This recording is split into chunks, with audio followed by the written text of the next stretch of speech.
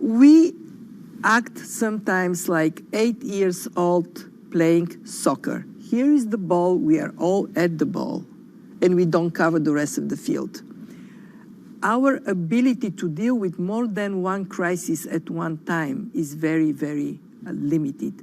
And we have to zero in on the really big things that would determine the future and keep our attention on them. When the war started, my daughter calls me a week later and says, "Mom, what happened with the pandemic?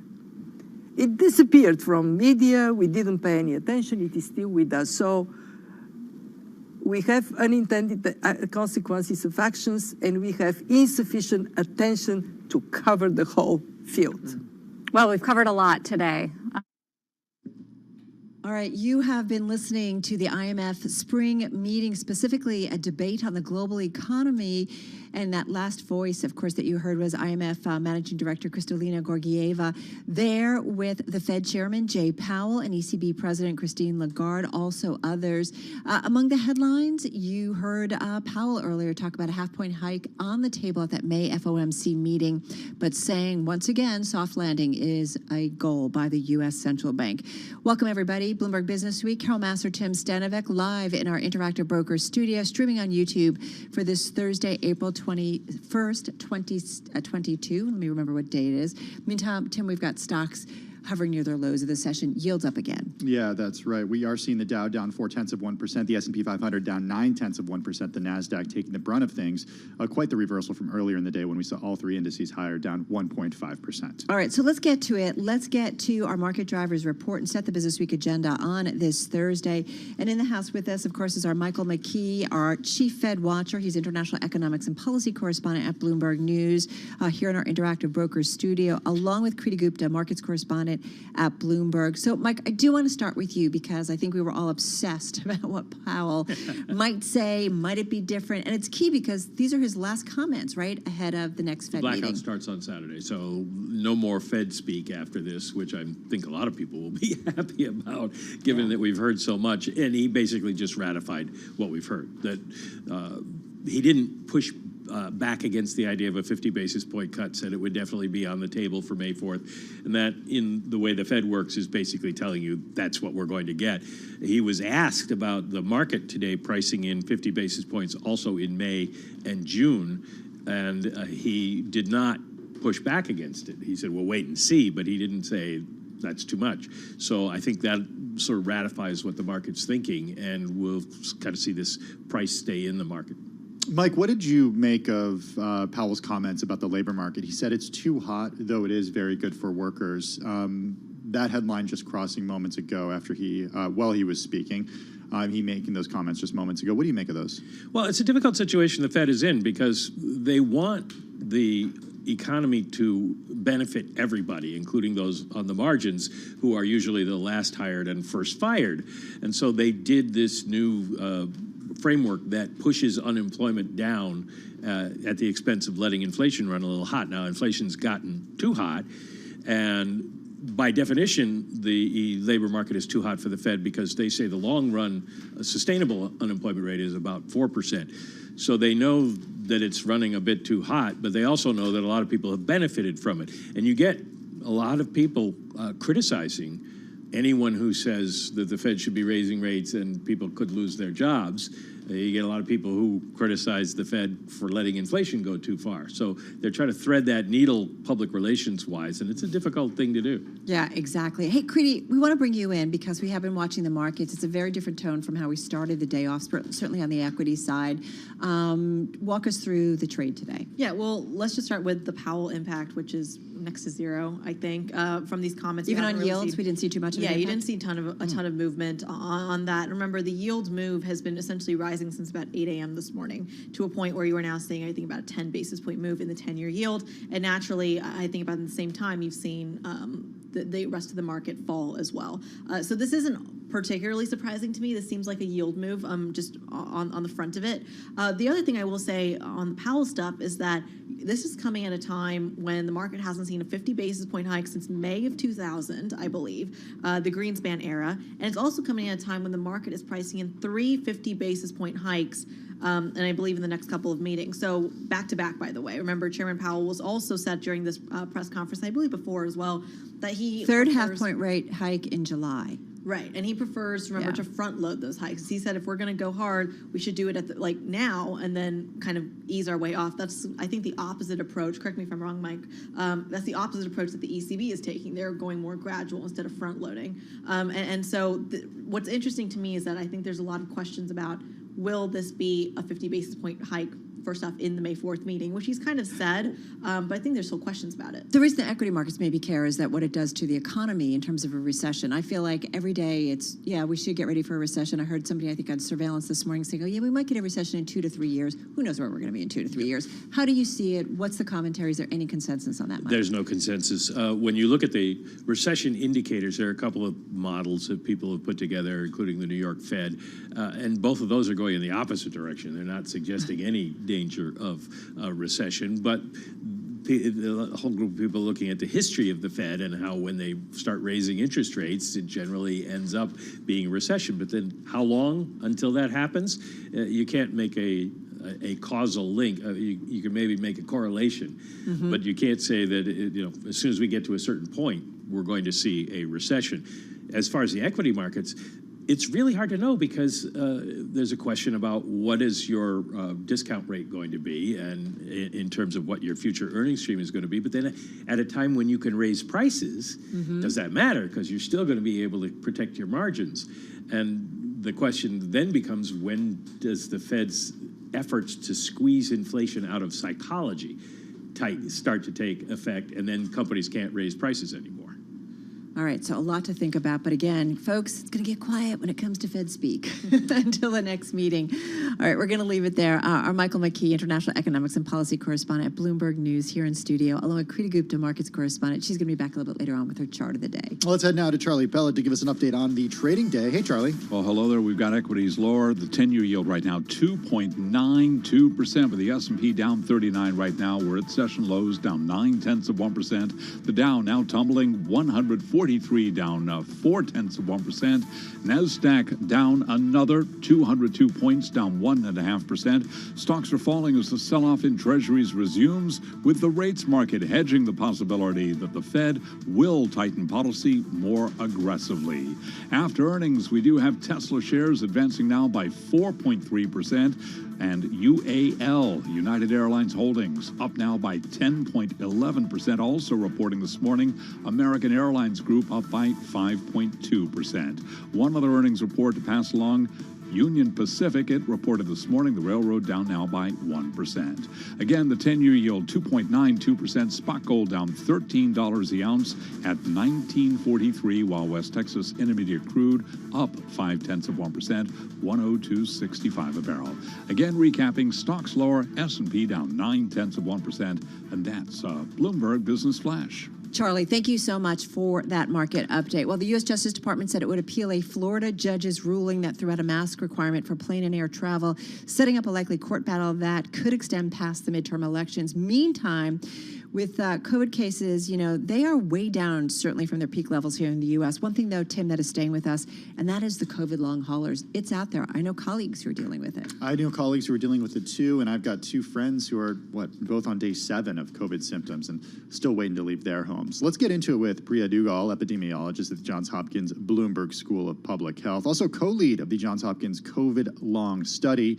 The Johns Hopkins Bloomberg School of Public Health, it is supported by Michael R. Bloomberg, founder of Bloomberg LP and Bloomberg Philanthropies. Priya, good to have you with us this afternoon. I think for a lot of people, if we look at the context of the decision in Florida and no longer wearing masks or people no longer being required to wear masks on airlines, I think for a lot of people, they're seeing that as a sign that we've, at least in the words of Delta, entered more of a seasonal perspective when it comes to the pandemic. I think that's there are a lot of people who are pushing back against that statement. But I'm wondering how you're looking at this in the context of long COVID and how you can help us sort of understand the risks associated with long COVID. Yeah, absolutely. I think we've been so focused for nearly 2 years on the severity of infection and the people who were hospitalized and who have unfortunately died, nearly 1 million. But while that was all going on, there were a lot of people who had both mild and severe cases of COVID who ended up with these long-term symptoms. And they are a wide variety of things that they could have, but they're lasting 6 months, a year, 18 months, and beyond. So we sort of have two epidemics that were occurring at the same time, that sort of severe aspect, and then this sort of chronic or long-term aspect. Priya, we care about this for so many different reasons, certainly the health effect on individuals, but it's a lasting burden on societies and economies. I mean, there's an economic impact as well. Are we starting to get a feel of how much this might be ultimately going forward? Also, higher healthcare costs as these individuals have to, struggle with COVID a lot longer than everybody anticipated. Yeah, really great questions, because we didn't really have a handle on the numbers. What seems to be emerging globally is that about 30% of individuals who've had a COVID infection of any severity report long-term symptoms. So that's 3 months post their initial infection, they still have symptoms or they have a new symptom that has emerged. And we have about 3 to 5% of people overall who've had a COVID infection who talk about having sort of functional disability. They're not really able to do the tasks that they could do prior to having COVID. Even if we drop that number to 1%, because it's hard for us to get an estimate, there's been more than 80 million people infected in the United States. So we're talking about 800,000 people who can't function in their daily lives like they did prior to an infection. Wow. Priya, is there hope for this large group of people? I hope so. I mean, we have to have hope, right? We have to hope that. But realistic first, treatment options at this point. I mean, what's under research right now? Yeah, no, absolutely. I mean, we have to have hope that first, if we can diagnose them. So the thing that we're encouraging is anyone who's having these symptoms to seek care with their primary care provider, and from there get to one of these multidisciplinary clinics that are seeing long COVID patients. So the first is diagnosis, and then we've just got to treat the organs or the systems that are involved. So some patients are having heart issues, some people are having kidney, some people have lung, and some people have brain involvement. And so it's not one doctor that can sort of treat that, and it's not one treatment. But given the information we know already about treating many diseases in those organ systems, hopefully we can get some care to these individuals. So help me out here with this mass debate and this court case and the U.S. Justice Department appealing that Florida judge's ruling. Masks. Tim and I still wear them a lot, even though here in New York you don't have to. I mean, I got into an Uber and the Uber driver's like, you don't have to wear a mask. I'm like, yeah, I'm going to keep it on. So what is your take, especially when you see what's going on with long COVID, in terms of masks? Yeah, it's a tough one, right? I understand people's wanting to remove masks. I'm with you. I still wear my mask when I'm out in those sort of public settings or in enclosed areas especially. I think that, we had clear risk factors for who was going to get severe infection. If you were older, if you were male, if you had a slew of comorbidities, you were likely going to need some assistance, whether it be ventilation or other things in the hospital. We don't have that same spectrum of diagnoses of what's going to happen for the average individual. We don't know that being a man or a woman makes a difference if it's a certain race. We definitely don't see that specific comorbidities are at play. And so that means everyone's at risk. So taking out those masks means you don't know what's going to happen. And that's, I think, the part that's somewhat been ignored. We've so focused on the people who are going to get really sick and hospitalized. And then there's these other groups of people that are, had a mild infection and then they go on to long-term outcomes. So Priya, yes or no? That's what we're trying to avoid. Yes or no? If somebody said, okay, you've got to do a yes or no answer, should people still maybe wear masks, especially when maybe they're around a lot of people or in closed spaces? Yes, they should. Sorry, that's a simple answer. Yes, it's in your best interest to be wearing a mask. It protects you and it protects others. And hopefully it's not too much of an inconvenience for people. We've been doing it for a long time. You don't have to do it everywhere, but definitively in enclosed settings or with large groups of people. All right. Good advice. Really appreciate it. Thank you so much, and good to hear about kind of the work you're doing, that study, that long COVID study. Priya Dougal, she is epidemiologist at the Johns Hopkins Bloomberg School of Public Health. The Johns Hopkins Bloomberg School of Public Health co-lead of that study, long COVID study, and of course that school supported by Mike.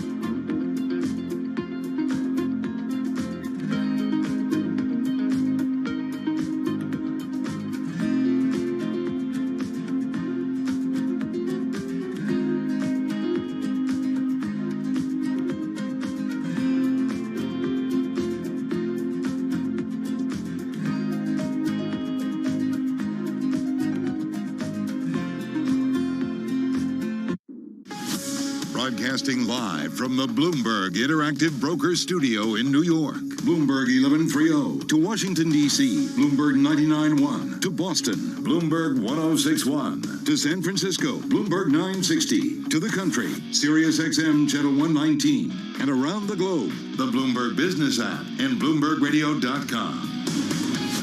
This is Bloomberg Business Week. All right, folks, we are talking supply chains. We're talking port snarls. We're going to get an update on all of that. So key in today's environment. Yeah, first let's go to Charlie Pellet, though, for a check of the trading day. Hey, Charlie. I'm looking at a down arrow from the left to the right now with the Dow, the S&P, NASDAQ all on the minus side right now. Right to the numbers.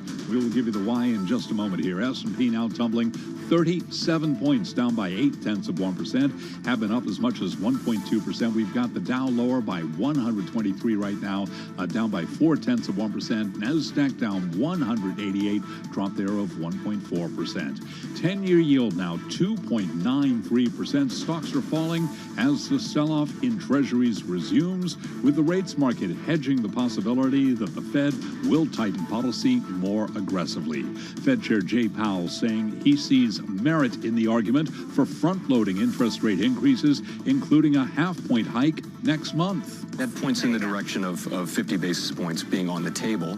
Certainly, we make these decisions at the meeting, and we'll make them meeting by meeting, but I would say that 50 basis points will be on the table for the May meeting.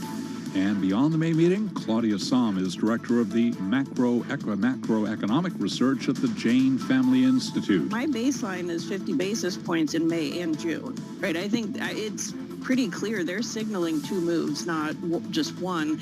I think that's appropriate. And again, we've got the 10-year at 2.93%. Gold down 0.6%, 19.47 the ounce. Crude is advancing now up 2%, 104.30 for a barrel of WTI.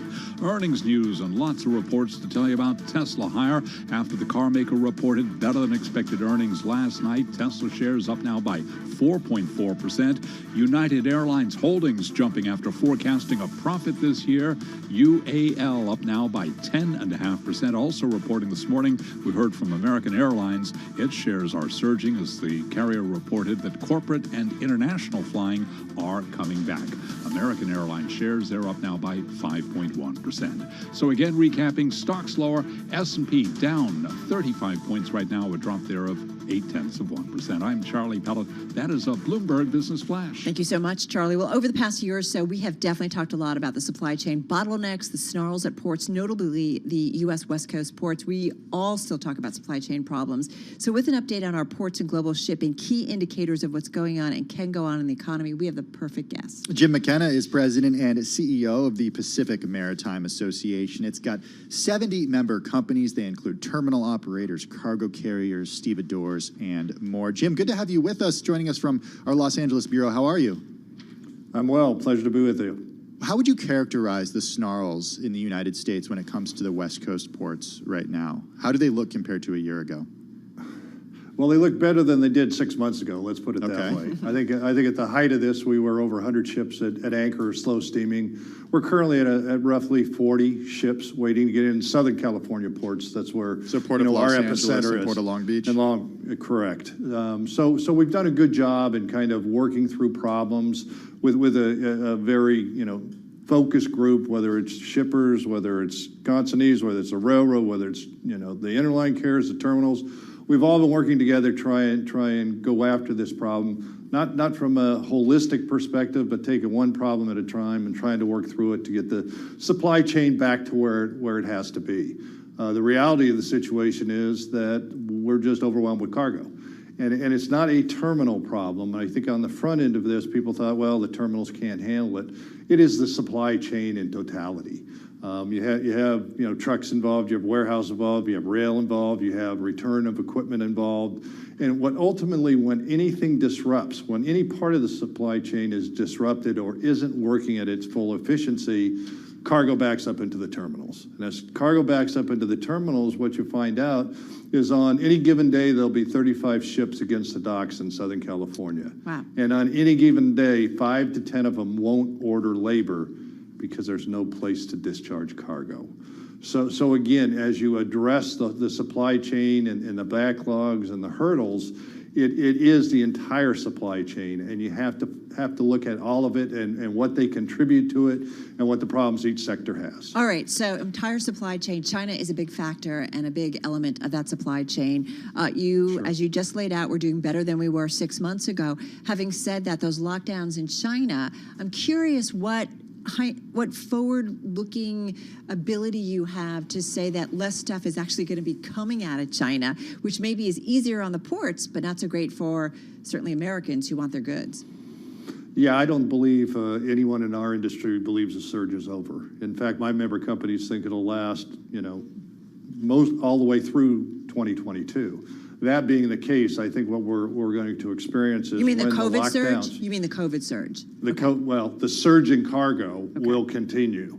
And as the lockdown in China becomes a thing of the past, hopefully, you'll see that surge start to pick up momentum again. So by no stretch of the imagination do we think it's over. In fact, we're planning for this to go on, as I said, through the entire year. But you're not seeing any slowdown, because I think what we're concerned about, I think the world is concerned about, is China is such a key part of global supply chains that with those lockdowns, the inability of workers there to get to factories to produce stuff, that maybe we're not going to see the amount of stuff coming out of China. And I'm just curious if you guys and your members, you have such a broad swath globally when it comes to the shipping industry. Are any of them saying, yep, we're starting to see that slowdown coming out of China?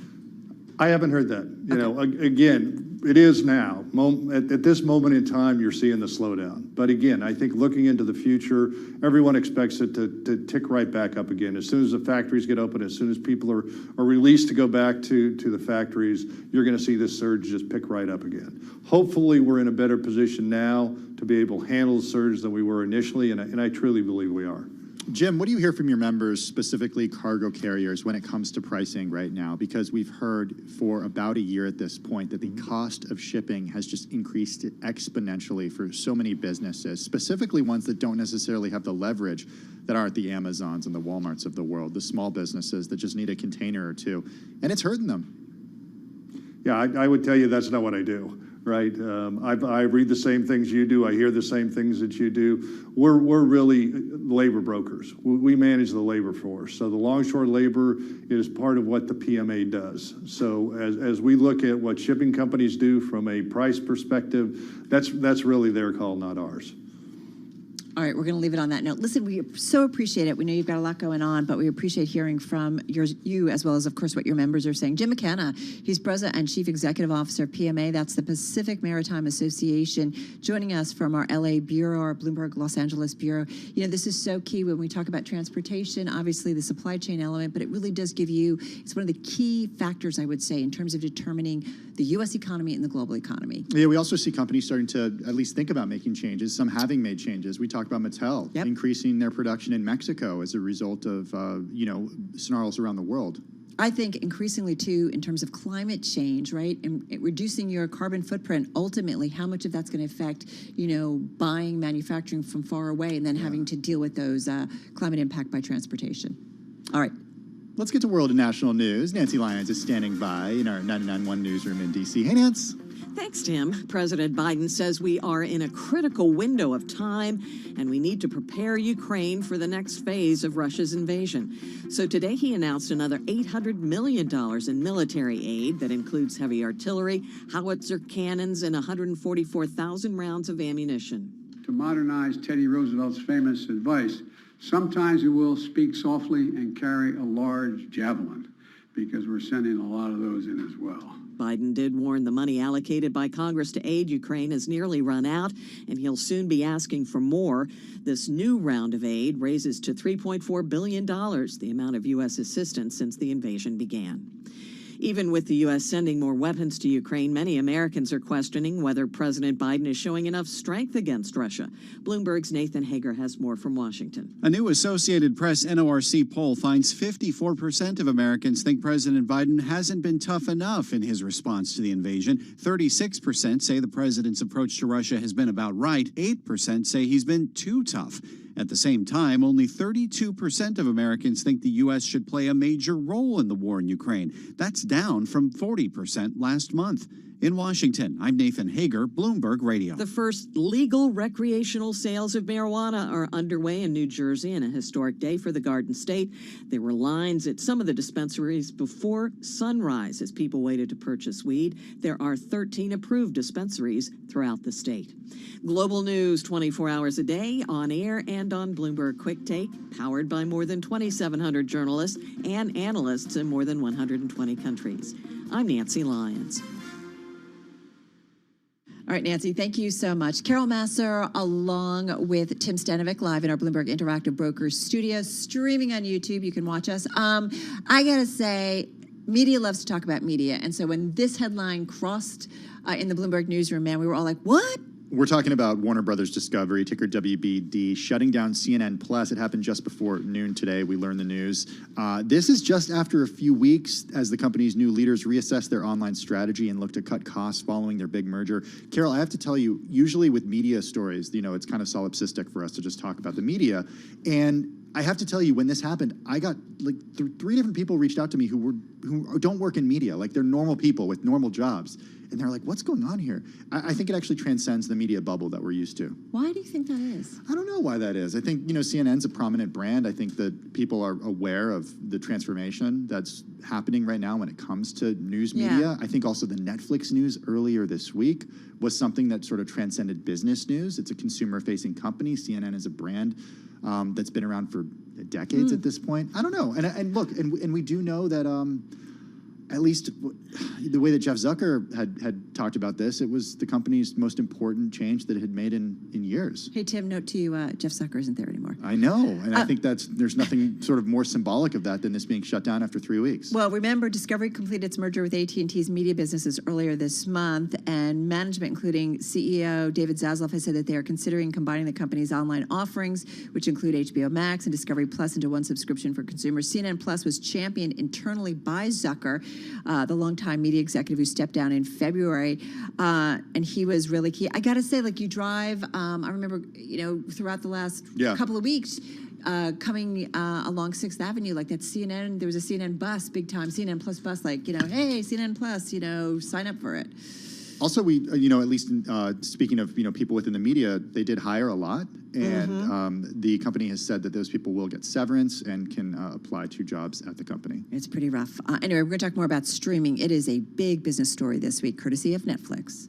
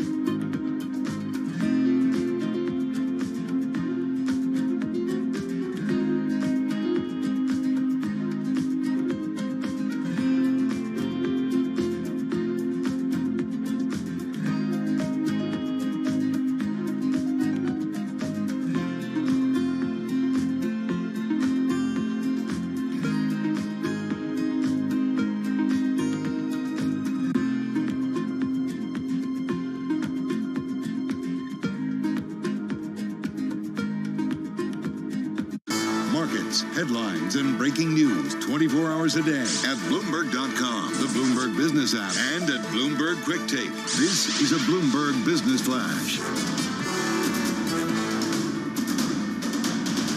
From Bloomberg World Headquarters, I'm Charlie Pellet. Lows of the day right now on the S&P 500 index down 47 points, a drop right now of 1.1%. The Dow Jones Industrial Average down 210 now, lower by 0.6%. NASDAQ is down 230, lower by 1.7%. The 10-year yield 2.91%. Spot gold down 0.3%, $19.52 the ounce, while West Texas Intermediate crude oil up 1.6%. 103.87 a barrel. Stocks are falling as the sell-off in treasuries resumes, with the rates market hedging the possibility that the Fed will tighten policy more aggressively. At one point today, we did have the S&P up by 1.2%. Right now, it is down 1.1%. Briefly after earnings, Tesla up 3.3% and United Airlines up by 10.4%. I'm Charlie Pellet. That is a Bloomberg Business Flash. All right, Charlie, thank you so much. Man, so much to talk about when it comes to the streaming world. We've been talking, of course, continuing to talk about Netflix, down again today. I think it was down about another 5% after that 35% drop yesterday. And then, dun-da-da-da. CNN Plus shutting down. Shares of Warner Brother Discovery down by 8.7% as we speak. Ray Smith is a Bloomberg News media reporter. He's with us in the Bloomberg Interactive Brokers studio. Also with us is Joel Weber, editor at Bloomberg Business Week. Joel, timing is everything when it comes to your business, which is putting out a magazine each week. And you and the team at Bloomberg Business Week, including Jerry and Lucas Shaw, were putting together this piece about the troubles at Netflix. And suddenly the CNN Plus news drops. What are you doing? Well, we're just going to have to add a little dash of that CNN news there. Look, like, this has been a very fascinating week. But we've been, actually, Jerry and I were just talking about this. We've actually been writing about this for like years now. A couple years ago, we did what now feels very prescient magazine cover about basically the bloodbath that was going to ensue in the streaming landscape. Because we have all these competitors that are going to go into this. From Netflix, for the past decade, we know how expensive this game is, right? And here Netflix takes this bath this week with this big miss. We had a ton of questions for Jerry. We just started peppering him and Lucas with them. And now the CNN thing ties in here because it really shows, you know, there's a strategic mess that's unfolding there. Yeah. CNN Plus is totally part of it. And now that Discovery is attempting to assert itself in this thing, it's like, oh yeah, this pet project you guys had, shut it down, right? So, Jerry, how do you make sense of this in that same context as you know, Netflix reporting what you know, was this massive share price? It led to this massive share price drop. Yeah, I mean, I think the through line here is that, you know, so CNN Plus is now owned by Warner Brothers Discovery. The CEO of that company, David Zaslav, has been very open about the fact that he wants to have one big streaming service to compete with Netflix globally. So before that, he, you know, his company took over Warner Media. They had CNN Plus was in the works already. They went ahead with their launch, and you know, Discovery couldn't do anything about it because the deal hadn't closed. Now the deal is closed, and they're deciding we'd rather have one big streaming service to compete with Netflix globally. So we're going to shut CNN Plus down. Does that mean that CNN Plus will be? I mean, it doesn't mean that everything that was on CNN Plus will be on HBO Max or whatever Discovery's version of that ends up being. It is going to be HBO Max, right? What I'm hearing is that the shows on CNN Plus are going to go to a few different places. Some of them are going to end up on the CNN cable channel. Some of them are going to end up on CNN's website. And some of the longer form programming, the documentaries, are going to end up on HBO Max. So is there something in the air, in the water, when it comes to streaming this week? And I know Netflix and what's going on in CNN Plus, maybe not apples to apples, but nonetheless, it does make me feel like there's just too much capacity and not enough demand generally when it comes to streaming. Yeah, I think Wall Street's starting to get really nervous about the business model of streaming. You know, it's a money-losing business. These companies that launch streaming services, they lose money, lots of money, for years and years before they can turn a profit. And now we're seeing Netflix say, you know, potentially hitting their head on the ceiling at 220 million subscribers. So what does that mean for Disney, and what does that mean for Warner Brothers Discovery, that are all planning to compete globally for hundreds of millions of subscribers? So it sets up a pretty obvious question, but who does this benefit the most? That's a good question. These media companies, on one hand, it benefits them because of the cable bundle. I mean, if the idea that streaming is not as popular as maybe they thought, maybe that helps companies that, the ESPNs of the world that are still very much tied to the cable bundle. But Netflix and their success has really forced all these media companies to go all in on streaming. And now everybody's raising questions about the business model, but it's too late now. All these companies have really transform their business to focus on streaming, and so they're all in, and there's no going back. You mentioned ESPN, and I think this is something we talked about with RBI analyst yesterday or the day before. Yeah, Geeta. ESPN, remember a few years ago when they had some really terrible numbers and everybody's like, okay, it's over for ESPN. Well, they're doing pretty well. I think she said is it 5 or 6 billion in revenue or something that they're generating. Is this kind of an ESPN moment for Netflix, or is it, again, more broadly, the streaming industry? I think Netflix has some unique things that they're trying to figure out. If you believe them, they say that password sharing is a real problem, and they're going to try and crack down on it. And there's 100 million people out there who are freeloaders, and they want them to start paying. And really, they have to find hits. I mean, this is still a hit-driven business, and their competitors are really upping their game. You think about Apple TV Plus. 3 years ago, it didn't exist. Last month, they won an Oscar for Best Picture. So there's more competition. So Netflix is... They're still at 200. They're still the biggest streaming service in the world by far, but they're starting to slow down. Well, I think the lesson this week is that nobody really has it quite figured out. And you mentioned Apple TV Plus, so I'd be remiss if I didn't talk about your story, Jerry, that we actually mentioned on the air on Monday when it posted about Jon Stewart and his struggles that are adding to a list of streaming talk show flops. He went to Apple TV Plus and launched the show and a podcast to a lot of fanfare, but you got your hands on some data, and not that many people are watching it, especially compared to when he was at the height of his fame at The Daily Show. That's right. I mean, obviously he's on a much smaller platform than he was. I mean, Comedy Central, where he was the host of The Daily Show for 16 years, there's 70-some million cable subscribers. But there are more than 1 billion of these, and I'm holding up an iPhone right now, of these devices out there in the wild. Right, but Apple TV Plus, they haven't disclosed how many subscribers they have, but their, research firms have put their subscribers at less than 20 million. So it's a smaller platform, and Jon Stewart, hasn't gotten the same kind of buzz that I think maybe Apple has hoped for. And you got to think, like, when he was in his heyday there, I mean... It was a different time. It was a different time. You had wars, you had scandals, and it fed on itself, so you would tune in to watch Jon Stewart's take on it. And we had no iPhones to distract us. Yeah, just like, it was cable was how people got... We didn't have TikTok until recently, and like that's the other factor that supposedly is behind some of the Netflix numbers as well, right? So yeah, look, like it's a competition for eyeballs. All of these things have metrics attached to them, and someone looked at CNN Plus's metrics and were like, okay. But it was quick. Look, you just spend billions of dollars pulling off a merger, and you look around at something that is like not strategically maybe in your best interest. Yeah. Like you're going to assert your dominance sooner rather than later. Right. I mean, what's really fascinating about what happened at CNN Plus is that CNN really moved forward with this for the last year, knowing that they were about to get taken over by a company that did not want to have CNN Plus. David Zaslav said repeatedly over the last few months that he wanted one big streaming service to compete with Netflix, but CNN's leadership continued to move forward with this streaming service, and as soon as Discovery takes over, they pull the plug on it. Hey, just real quickly, for Netflix, what do we need to be keeping an eye on, like in the next, 3 months, 6 months, just quickly? Yeah, I mean, their subscriber growth has not only slowed down, but is now going backwards. And so they need to figure out, they need to have some hit shows. They need to figure out ways for people to discover their programming better. They need to crack down on password sharing. They have a lot of...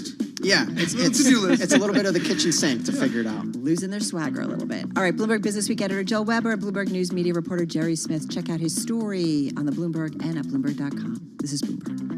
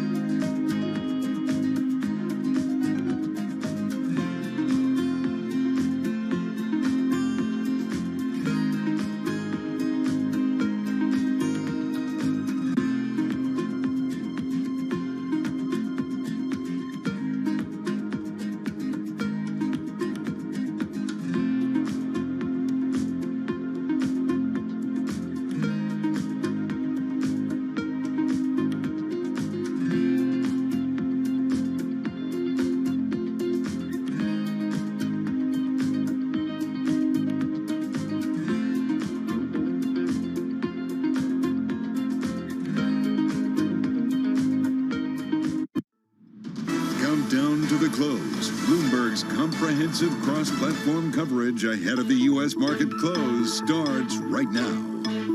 This is the countdown to the close. 60 minutes left here in the trading session on this Thursday afternoon. Romaine Bostick, Taylor Riggs, Gina Martin-Adams in for Caroline Hyde, who's off celebrating the Queen's birthday. I'm pleased to say that Carol Massar and Tim Stenovic, though, are still working. We welcome our audiences across Bloomberg TV, radio, and, of course, on YouTube. Carol, looking at stocks right now around the lows of the day, break-evens right now around the highs of all time, and you're looking at yields right now, at least on the shorter end of the curve, higher by about 11 basis points. Yeah, that's the trade in a nutshell. So in terms of some of the specific groups seeing even more pressure, those Chinese stocks once again getting hammered, down about 5.5% here. For those that trade in the United States, they're down about 11% so far this week. And we know the story. There's real concerns about the COVID zero strategy, the impact on the economy.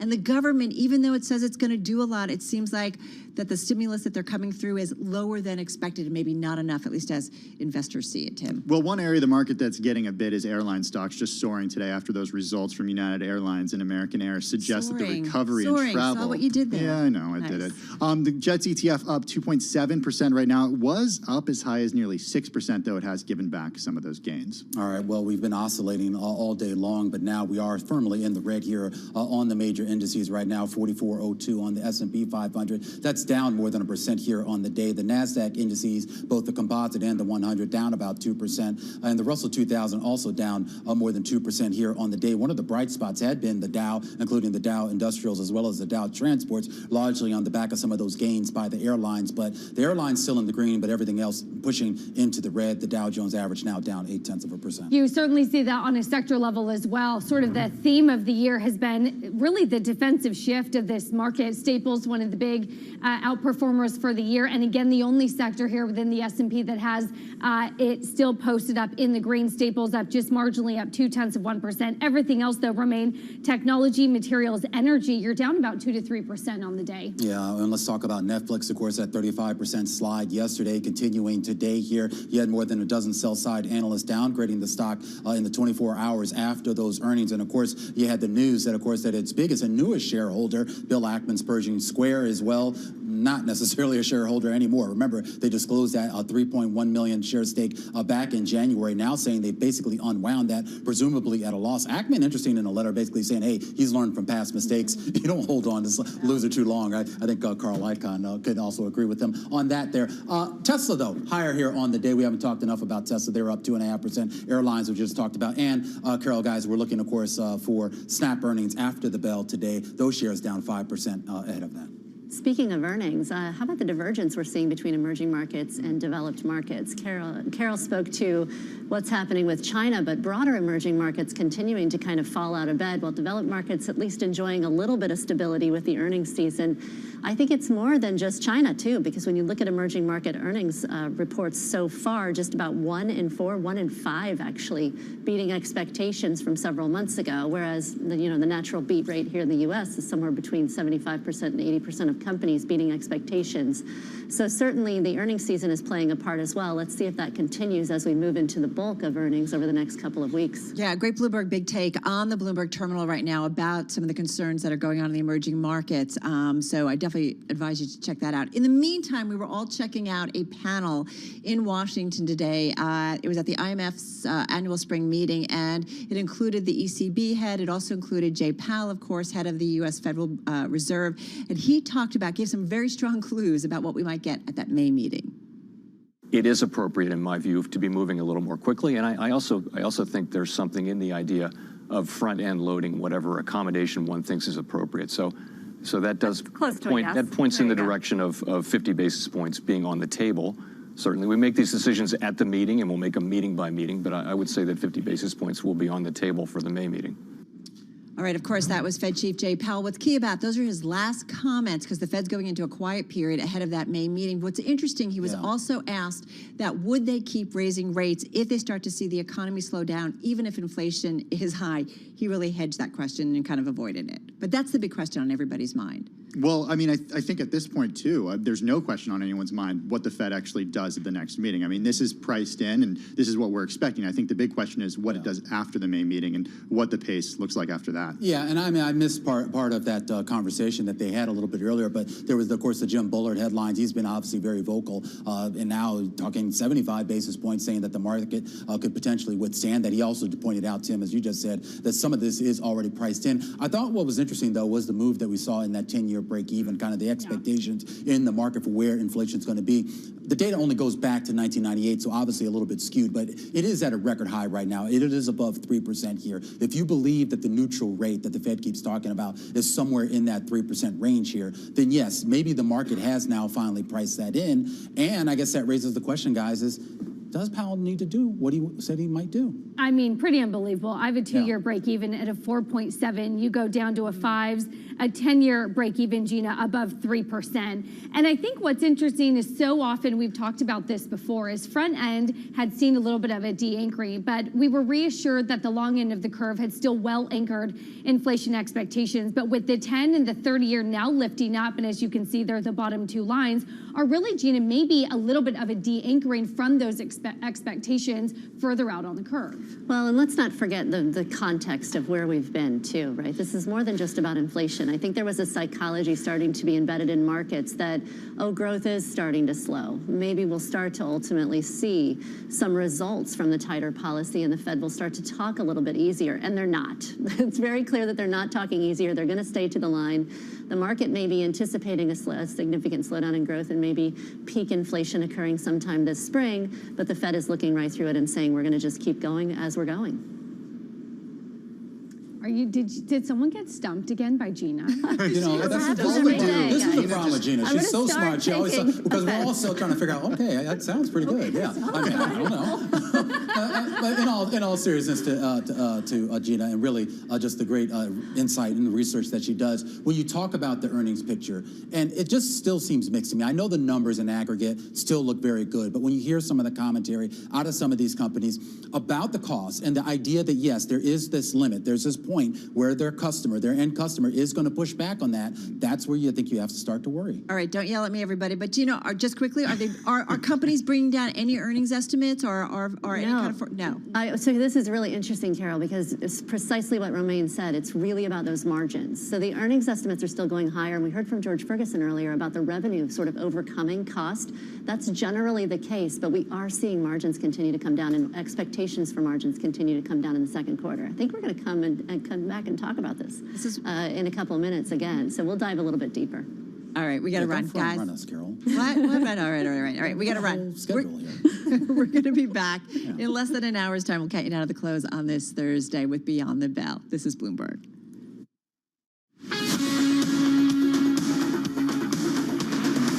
This is Bloomberg Business Week with Carol Masser and Bloomberg Quick Takes Tim Stenovic on Bloomberg Radio.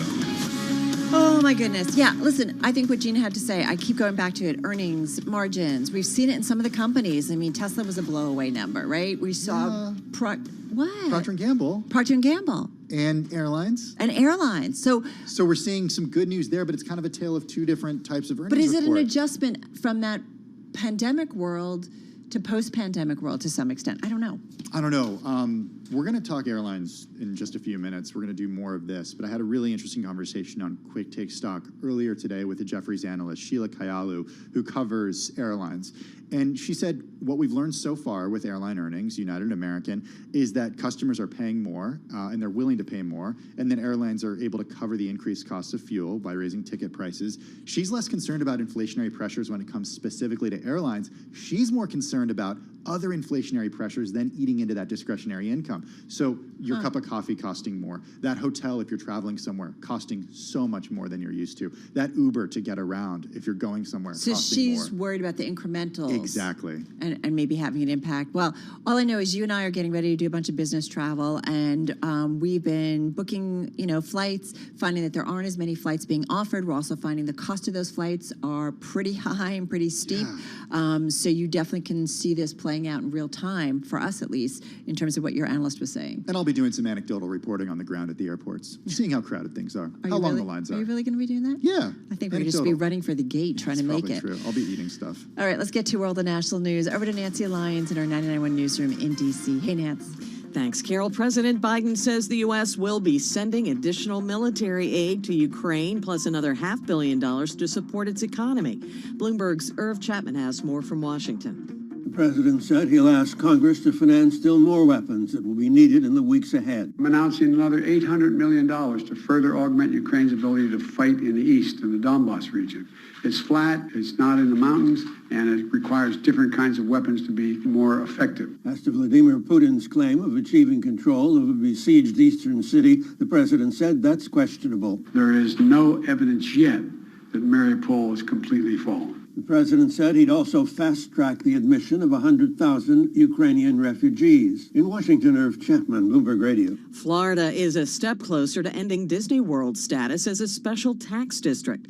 The State House followed the Senate's lead and passed a measure to strip the Walt Disney Company of its self-governance privileges in the state, escalating the feud between Governor Ron DeSantis and the entertainment giant. DeSantis has been upset with the company for opposing his law on teaching sex and gender.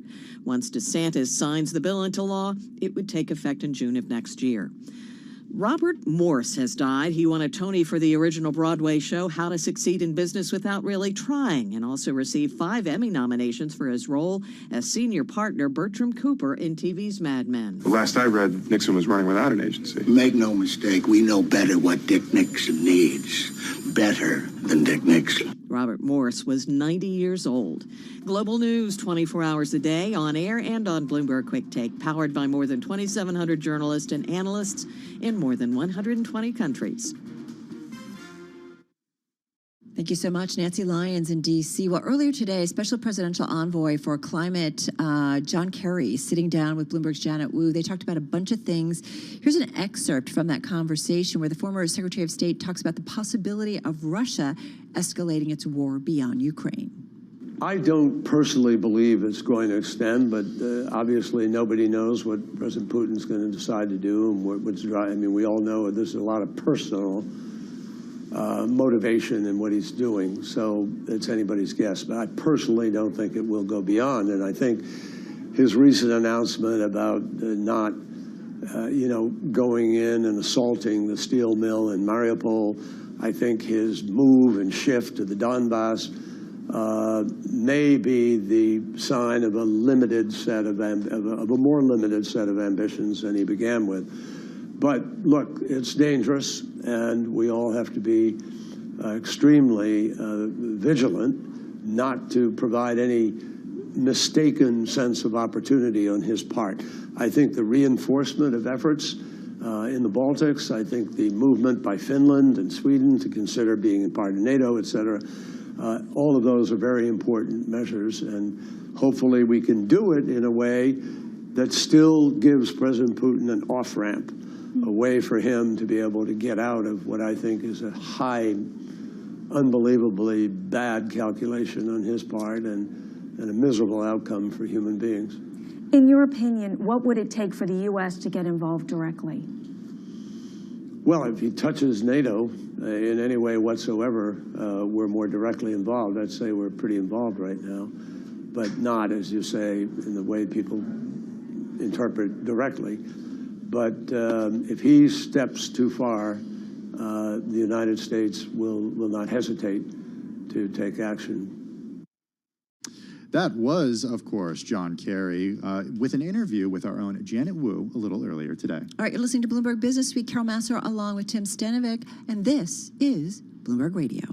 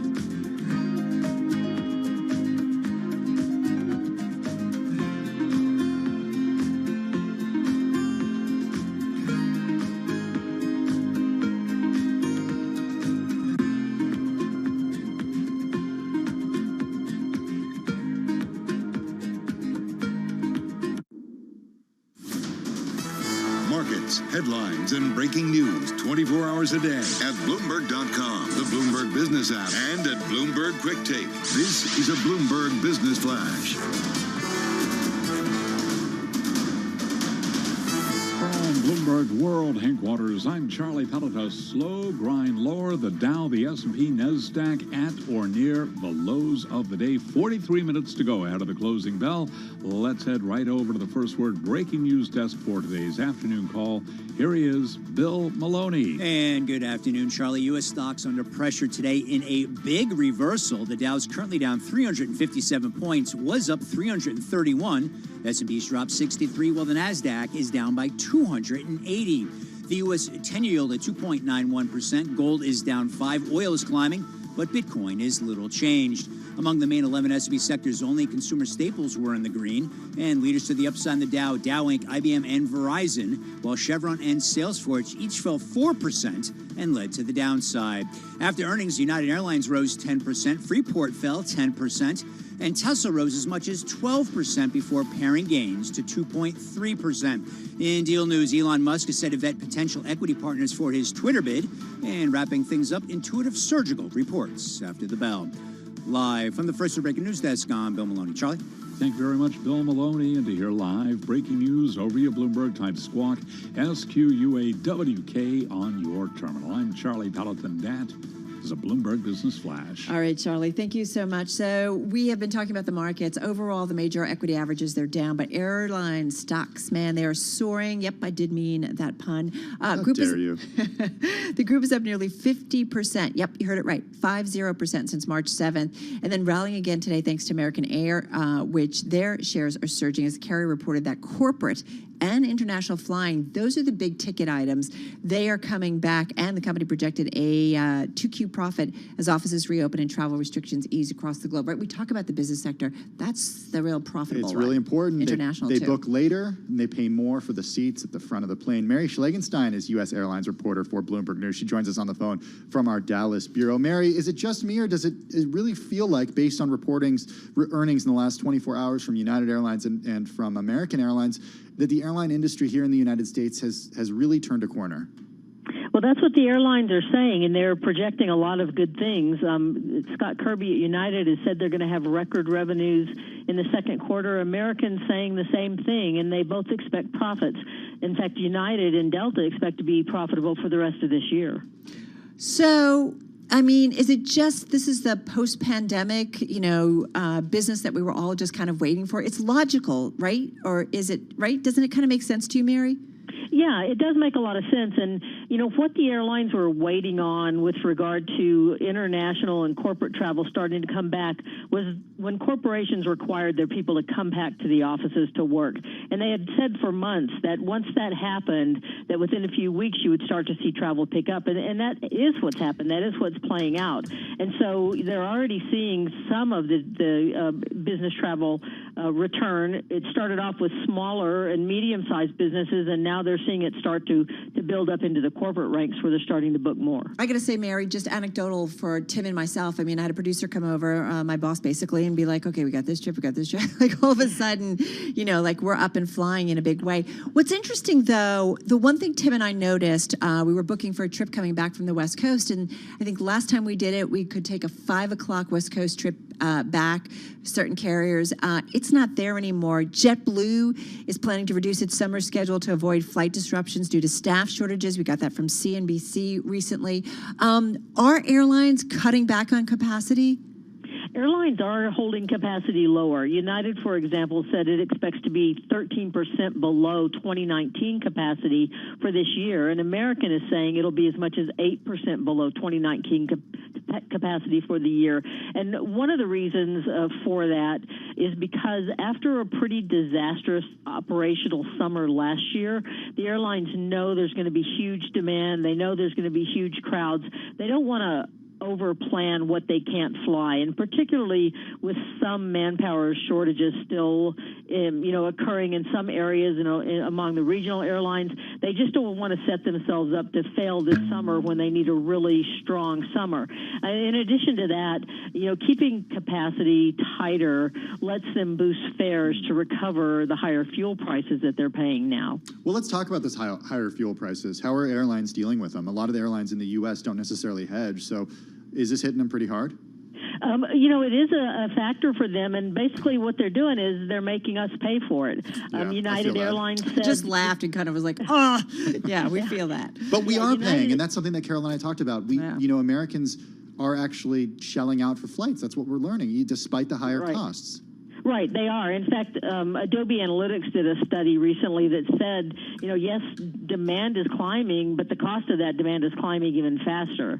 And the airlines have said, United has said that they're passing on 100% of the higher fuel costs to consumers.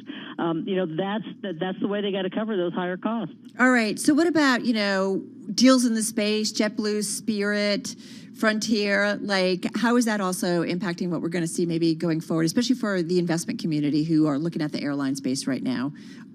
Those two things are going to take a while. Spirit is now looking at JetBlue's unsolicited offer. They're evaluating that, comparing it to what Frontier had projected paying for them to acquire them. And then, once that's settled, whether Frontier ends up combining with Spirit or JetBlue, then that's going to take a while to be completed as well. And so I think in the short run, it's probably not going to have a lot of an impact. There's not a lot of room for any further consolidation within the industry, although there could be some. I don't think anybody's looking for deals to be announced soon. Maybe see how the recovery... They did a lot of consolidating in the last few years.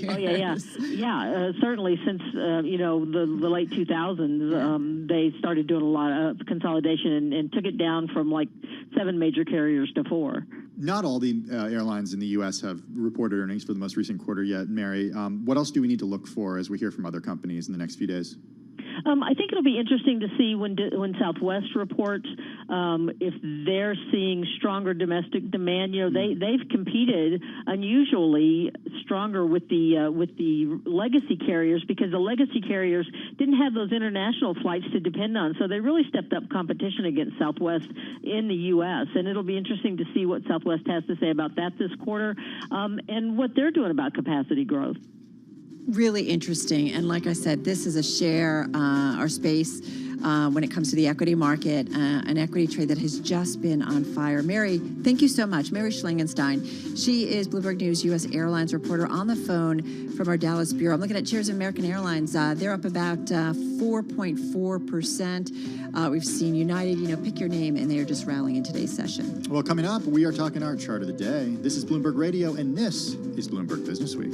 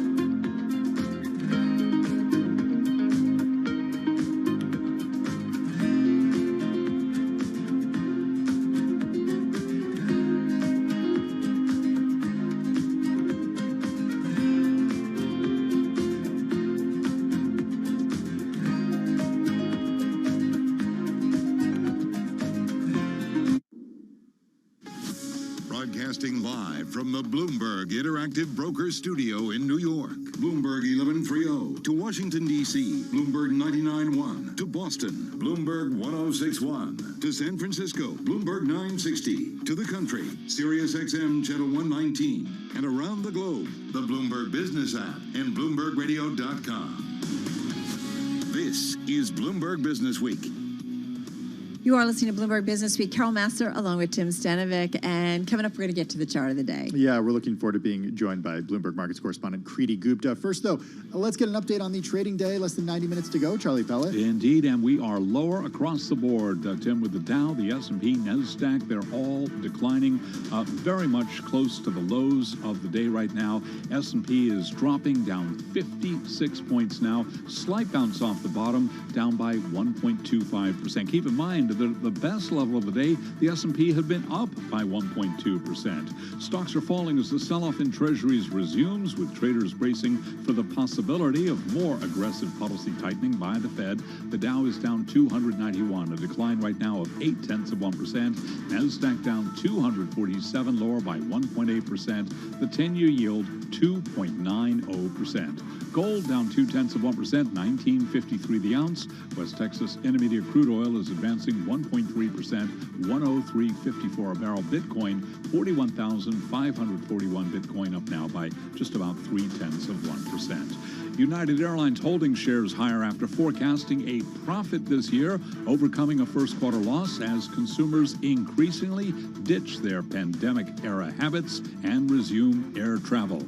But given the upbeat outlook, why not bring on more capacity? That question this morning for UAL CEO Scott Kirby. We've been cautious on adding back capacity. The demand would justify more capacity than we have right now, but the infrastructure just isn't there to support it. While we've been able to hire enough people, you look at the FAA infrastructure, the TSA, everything at the airports, fuel vendors and such.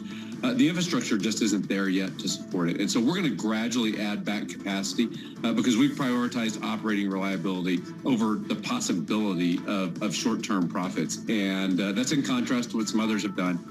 United joins Delta in projecting a return to profitability even as the industry grapples with dramatically higher fuel costs. UAL up now by 9.3%. American up 4.2%. Delta up right now by 3%. And Southwest Airlines up 2.5%. JetBlue is advancing by 3.8%.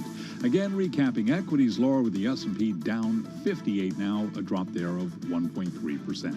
I'm Charlie Pellet, and that is a Bloomberg Business Flash. Thank you so much for that update, Charlie Pellet. Well, as we do each and every day at this time, we turn to our Bloomberg Markets correspondent, Kriti Gupta. She's with us now in the Bloomberg Interactive Brokers studio. She has her chart of the day. If you still haven't signed up for Kriti's chart of the day, send her an email at kgupta129@bloomberg.net. That's kgupta129@bloomberg.net. Also check her out on the social channels. We're talking Twitter and Instagram at Kriti Gupta News. Kriti, what's on your radar this afternoon? I made a pun, which I hope people will get. It's called Yentervention Watch, but I'll explain why it's funny, and maybe it's like nerd funny, but it's fine if you don't get it. But anyways, I'm laughing at myself. It's a forced laughter. It's fine. That's a pity laugh, Tim. It's okay. No. All right, fine. before you sink Over my yourself, head. explain it. Yes, let me explain yourself. So it's the dollar yen, which is really important, right? As we talk about inflation in the United States, we talk about yields getting higher and higher. Well, that kind of makes sense in the currency space too, right? Higher yields equals stronger dollar. That's just a rate differentials kind of story. So that's been the conversation for a while, right? The Federal Reserve is going to hike aggressively. The ECB following in its shoes, perhaps not as aggressively. The BOJ still extremely dovish. And let's just take a quick beat on Japan really quickly. And I'll tell you why it all ties in together. But Japan is an economy, it's a G10 nation. It's one of the largest economies in the world, one of the largest markets in the world as well. But it has an aging population problem. Most of its population is elderly. It means that it has a slowing growth dynamic. One of the reasons for perspective is the reason a lot of people are very bullish on China is because they have a lot of young population. They're about to mobilize 3 billion people. Japan is the exact opposite story, where they're essentially losing people and therefore losing growth. What that means, as the Bank of Japan has said, okay, well, we know growth is slowing. We can't hop into a recession. This is a decades-long story. So what we're going to do is we're going to be kind of experimentative. We're going to experiment. And they are doing this thing called yield curve control, which is something that a lot of people in the United States are saying the Fed might explore. And Japan, by the way, the BOJ, is known for kind of being the guinea pig of monetary policy. So they do this thing called yield curve control, which means that they buy or sell bonds in the bond market, their local sovereign bonds, to peg the yield to zero. And what that means is that they're basically controlling the yield on the bond market. So you don't see what you're seeing in the United States right now, which is higher yields, higher inflation, higher mortgage rates, and that eats into it. So Japan has a hold on that. The currency market is far more difficult to control in that way. You can't necessarily buy different parts of the currency market because it's a $4 trillion market per day. So you can't throw in that kind of money. Yeah, it's huge. So what's happening is that even though you're not seeing the impact of this kind of stuck in growth dynamic in the bond market for Japan, you're seeing it in the yen. And now compare that to the stronger dollar. We're coming full circle here that I mentioned from the Federal Reserve. So the dollar's getting stronger. Japan's currency is weakening. And ordinarily when a currency weakens, it's a good thing, right? It means it's cheaper to get exports. It's cheaper to buy a Toyota car. Yeah. But what happens when you need to use that yen to buy oil or food? It takes a lot more yen to do that. And that's not helpful at a time when you're staring down a recession, essentially. And they can't hike rates because, once again, the R word, recession. So what they're doing here, or what the conversation has been, is that do you start to see the BOJ intervene in the currency market specifically? And the last time they did that was in 1998, which, by the way, Michael McKee covered it for Bloomberg News back then, this currency intervention. He's the coolest guy in the world, just saying. And in 1998... He's cool and he's crazy-ass smart. Ooh, did I just say that? I did. I'm so sorry. It's all right. But he really is. He's very smart, for emphasis. Sorry. Big highlight, big underline. Just came out. It happened. But he is. But he really is. Anyway, so in 1998, the United States partnered with Japan and said, we're going to intervene in the currency. And they were able to do it. They were able to strengthen it. But the problem is that you can't do this every time because there's no guarantee, because the FX market has grown by so much since then. Tell me, okay, you know what I'm going to do to you. Why do I care? Why do you care? Well, you care if you're the Japanese consumer, obviously, but you also care if you're an American, right? Because what happens in Japan, like I mentioned, there's kind of the guinea pig for monetary policy. And ultimately, in 20, 30 years, the United States is going to face the same demographic problem that Japan is. Unless it opens up its borders. That's another political story I'm not going to touch. But the reason is, if you start to see the BOJ use currency weakness, it begs the question, one day, will the Federal Reserve use kind of currency intervention? And will the average American, here's the why you care, will the average American start seeing the Federal Reserve actively kind of move how much purchasing power their dollar has? Well, and you do wonder about kind of just letting markets do their thing, right? Versus all of this intervention, which, there's lots of questions about all the Fed intervention during all of these crises, right? How was your birthday? My birthday was very good, thank you. Good. That's all I wanted to know.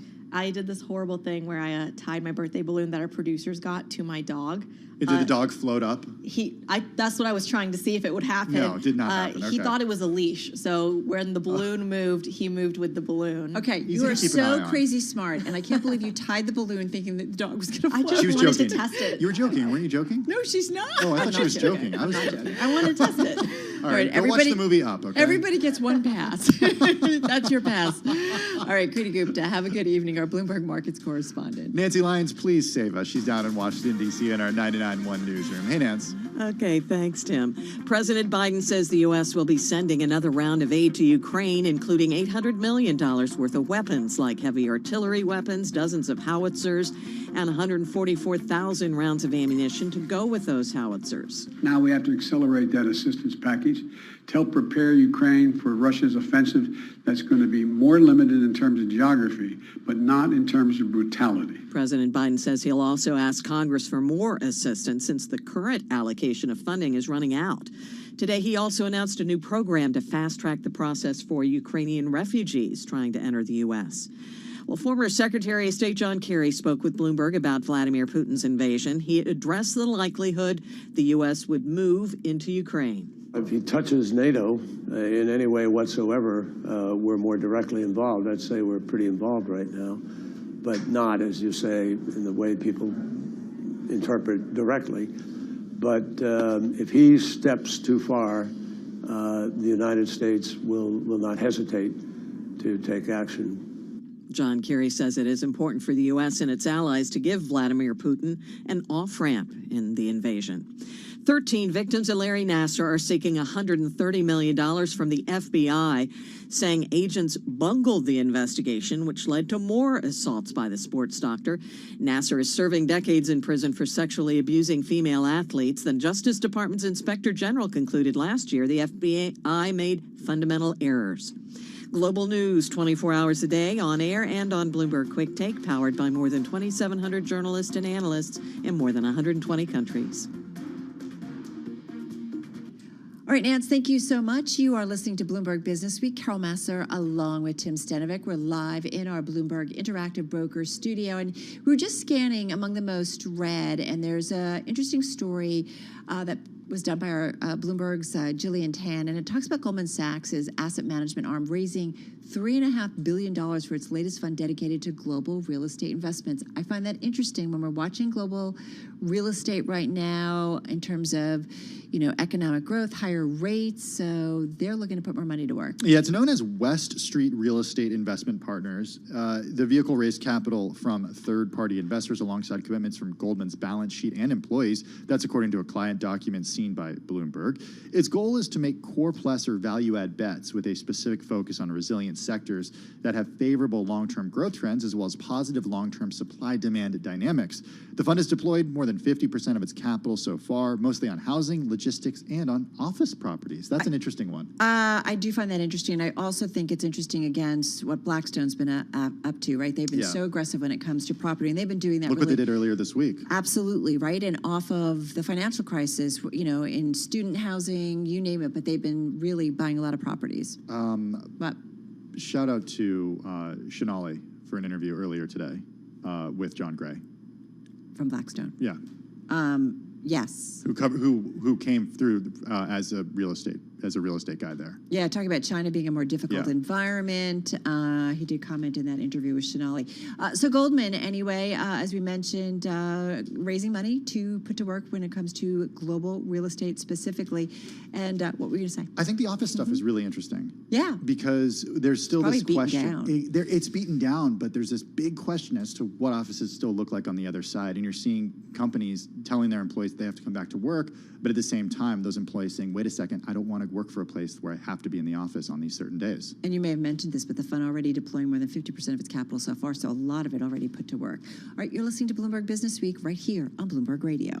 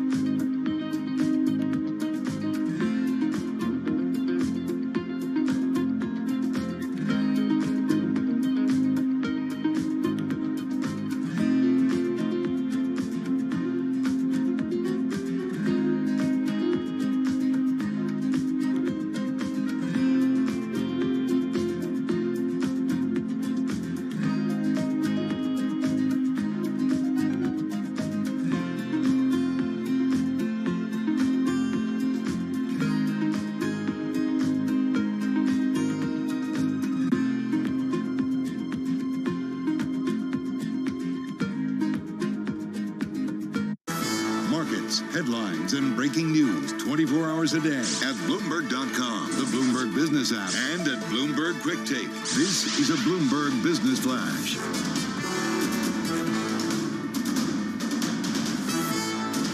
Bloomberg World Headquarters. I'm Charlie Pellet. We've got stocks moving lower. Lows of the day right now. 13 minutes to go ahead of the closing bell with the Dow down 402 points now, down 1.1%. The S&P down 69, lower by 1.6%. NASDAQ is down 294, a drop there of 2.2%. Stocks are falling as the sell-off in treasuries resumes. Traders are bracing for the possibility of more aggressive policy tightening by the Fed. S&P 500 index down 1.5%, have been up at the best level by as much as 1.2%. The 10-year down 15.30 seconds, 10-year yield now 2.89%. Gold is down 0.3%, 19.52 the ounce. West Texas Intermediate crude oil advancing now by 1.2%, 103.40 for a barrel of West Texas Intermediate crude. But among the names reporting after the close of trading today, we will be hearing from Snap Inc., also reporting after the close of trading, PPG Industries, the old Pittsburgh Plate and Glass. I'm Charlie Pellet. That is a Bloomberg Business Flash. Thank you so much for that update, Charlie Pellet. It's 3:48 on Wall Street.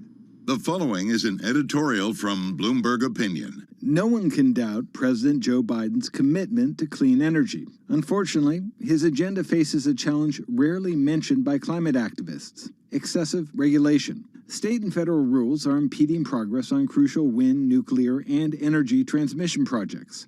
Such holdups are more than a nuisance. They waste tax dollars, raise construction costs, and all too often discourage new ideas. Worse, by delaying the switch to cleaner alternatives, they only add to total greenhouse gas emissions. A government that views climate change as an existential threat, in the president's words, can't tolerate such gridlock. A zero-carbon economy won't materialize by magic. It'll take immense effort, foresight, and fresh thinking. A good place to start is this: when it comes to green energy, red tape is the enemy. This editorial was written by the Bloomberg Opinion editorial board. I'm David Shipley. For more Bloomberg Opinion, please go to bloomberg.com/opinion or OPI and Go on the Bloomberg terminal. This has been Bloomberg Opinion. I'm driving in my car. How about you let me drive? Oh, no. Who's gonna drive you home? Honey, please, I'll do the driving. Drive on. Excuse me, I want to drive. It's the question that drives us. This is the Drive to the Close. That funky music will drive us till the dawn. On Bloomberg Radio. All right, just got about 10 minutes or so until we get to that closing bell on this Thursday, and very different tone in terms of the trade compared to how we kicked off the day. We are down across the board. You heard Charlie breaking down the numbers. Once again, technology having the biggest hit. Once again, too, as yields continue to move to higher and higher levels. So that is the trade-in on a day when we heard from Jay Powell. We're pleased to be joined by Amanda Gotti, Chief Investment Officer at PNC Asset Management Group. Amanda joining us on the phone from Philadelphia. Amanda, how are you? I'm doing well. How are you? We're doing well. It's good to have you back with us. Help us understand not just today's trade, but what you're seeing big picture. I mean, it was interesting today. We saw quite the rally early in the day, but then U.S. equities really gave that up, and now we're significantly lower across the board.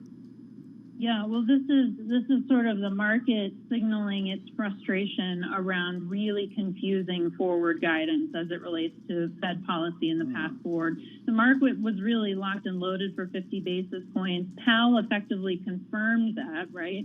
But we've certainly heard a lot of rumblings from other Fed governors around the potential for 75 or even more. And so the market just continues to struggle with what actually is the message and what is the guidance in terms of the path forward. It's super frustrating considering we're right in the middle of earnings season and we really should be focused on the fundamentals and the results. But the market is just totally focused on the macro picture right now. But I would say, Amanda, we talked with our Michael McKee, who's been following the U.S. Federal Reserve for several decades. And he said, basically, if Jay Powell makes that comment about 50 basis points likely come the next FOMC meeting, that's pretty much what you're probably going to get. I mean, let's hope so, because that's effectively what the market was pricing for. But there's still quite a bit of uncertainty and mixed messaging out there. And, a lot can happen between now and the next meeting in May. So I think that it's really just this high volatility regime that continues to dominate. You're really seeing a lot of choppiness on the equity side, but even more pronounced in fixed income. And I do think it just comes back to this perfect storm of macro headwinds, the Fed being, a central piece of that, creating a lot of confusion around what is the driver and what is the path forward. Okay, so let's go from the macro to the micro and talk on a whole or in general about how companies are doing as we are about a fifth of the way into earnings season for S&P 500 companies. We are expecting Snap after the closing bell today. Give us an update on what you're seeing, what you're hearing from companies, and how you characterize it overall. Sure. Well, this is going to be, or is so far, a bit more of a challenging quarter than I think what investors have had to experience over the last few quarters and certainly years. We've definitely seen the bar set much lower coming into earnings season. That is, there were quite a significant number of negative revisions. I think the good news, even though it's still very early, is that that low bar is now being beat. So the beat rate, if you back out, financials and the lower loan loss provisioning than expected, as well as the results from Tesla, we're still looking at about a beat rate that's 200 basis points ahead of the long-term average. So it's early, but we can claim victory so far on a relative basis that things are coming in a bit better than expected. I think it does go to show how tough this quarter is, especially when you look at comparisons. We're coming off some monster growth rates from last year. And so the fact that we're going to be able to put up any positive growth here early in this year, I think, is pretty notable. We're still looking at about 5% earnings growth for the S&P 500 for Q1. So a solid result, but much slower pace than what we've seen previously. And so with the beat rate that we're seeing, I think the message for investors is really that we are actually starting to see revisions, not so much for this quarter, but for the balance of this year, starting to accelerate. So we're now up to about 10% or so earnings growth for the year, and that's a really solid result. If we're able to achieve that, that certainly has the potential to get this market rally going again. All right, so for your clients, what do they want to do right now? And I understand that everybody says, okay, long term, you got to think about the long term. I get it. But if you're going to lose a bunch in the short term, that's going to hurt your longer term projections and returns. So what is it your clients at PNC are asking for, institutional or other, or high net worth? What is it they want? Are they saying, listen, I don't like this market environment. Let's be really conservative at this point. We're starting to see that you can actually see some gains in the fixed income side of the market, certainly the treasury side of the market. Or is it, wow, Netflix is down a lot. I think that there's an opportunity. Let's play with that one because it's got so beaten up. What are you hearing from investors? Well, there's a lot of concern on the part of investors that, we have this very near-term recession backdrop looming. I don't think that's the case. That is not our base case as a firm, as an organization. We think that the probability of a recession is more likely in later 2023, but it's still only about a third in terms of probability. So we think there's still runway left in this cycle. We think there's still runway left in this market rally. And so the concern, I think, is that, investors try to get too bearish, perhaps too soon, and miss out on a rally. And so from our perspective, we're guiding them to find more ballast in their portfolios and kind of stick to more strategic targets. So in equities, real estate, real assets, we think are well positioned in this environment. Large cap dividend growers, quality growth, SCARP. We think there's still pockets of opportunity, certainly, in there. Fixed income is definitely going to be a tough slog, though. There's no two ways about it. Amanda, just in the last 45, 50 seconds that we have with you, you did mention that you do think there's probability of a recession in a few years out. What is it that you think could prompt that recession? The one thing that keeps me up at night more than anything else is that the Fed is fighting effectively the wrong battle. That is, they end up tightening policy, whether in the form of interest rate increases or QT, way too aggressively to the point where that's what slows growth meaningfully. We're already in a slowing expansion phase of growth. If you look at GDP growth for last year, 5.7% versus this year, our forecast is about 3.7. All else equal, still a healthy result. but definitely we are in a decelerating growth environment here. And so that is the thing that worries me. I think that is the thing that's most likely to tip us into recession, if anything, is it's not the underlying fundamentals. And you get a little nervous when it's decelerating growth in the U.S., also decelerating growth in China. I mean, these are huge, massive economies, and you do wonder ultimately what that means globally. Amanda, thank you so much. Amanda Gotti, she's Chief Investment Strategist at PNC Asset Management Group, joining us on the phone in Philadelphia. And as we do, we just have about 3.5 minutes left in the trading session, hovering near our lows on the equity trade, but tech really seeing the biggest underperformance, down more than 2%, but down 1.5% on the S&P 500 as well. Coming up next, we're going to be joined by our Bloomberg TV team for Beyond the Bell, live on Bloomberg Radio, Bloomberg TV, and YouTube. We are counting you down to the close. Beyond the Bell, Bloomberg's comprehensive cross-platform coverage of the U.S. market close starts right now. And right now we are 2 minutes away from the end of the trading day. Romaine Bostic, Taylor Riggs, Gino Martin Adams here, counting you down to the closing bell, and here to help take us beyond the bell. It's our global simulcast with Carol Masser and Tim Stenovic. We welcome our audiences across Bloomberg Television and Radio, as well as YouTube. And Carol, looking at stocks right now, pretty much right around the lows of the day, 43.94 on the S&P 500. Yeah, absolutely. Just kind of hovering here at the bottom, so not looking like any kind of rally into the open. What was interesting is we've seen airline outperformance today in a big way. We understand why. American, United in the last couple of days with some strong performance. I thought the hotels might be up. They're not. They're down about 1.7%. The cruise lines, they're down. I was thinking it might spread out to some other sectors, Tim, but we're not seeing So that. the airlines are up, but the hotels are down. So where are people going to stay when they fly? Well, that's it. Maybe I should check Airbnb. I don't know.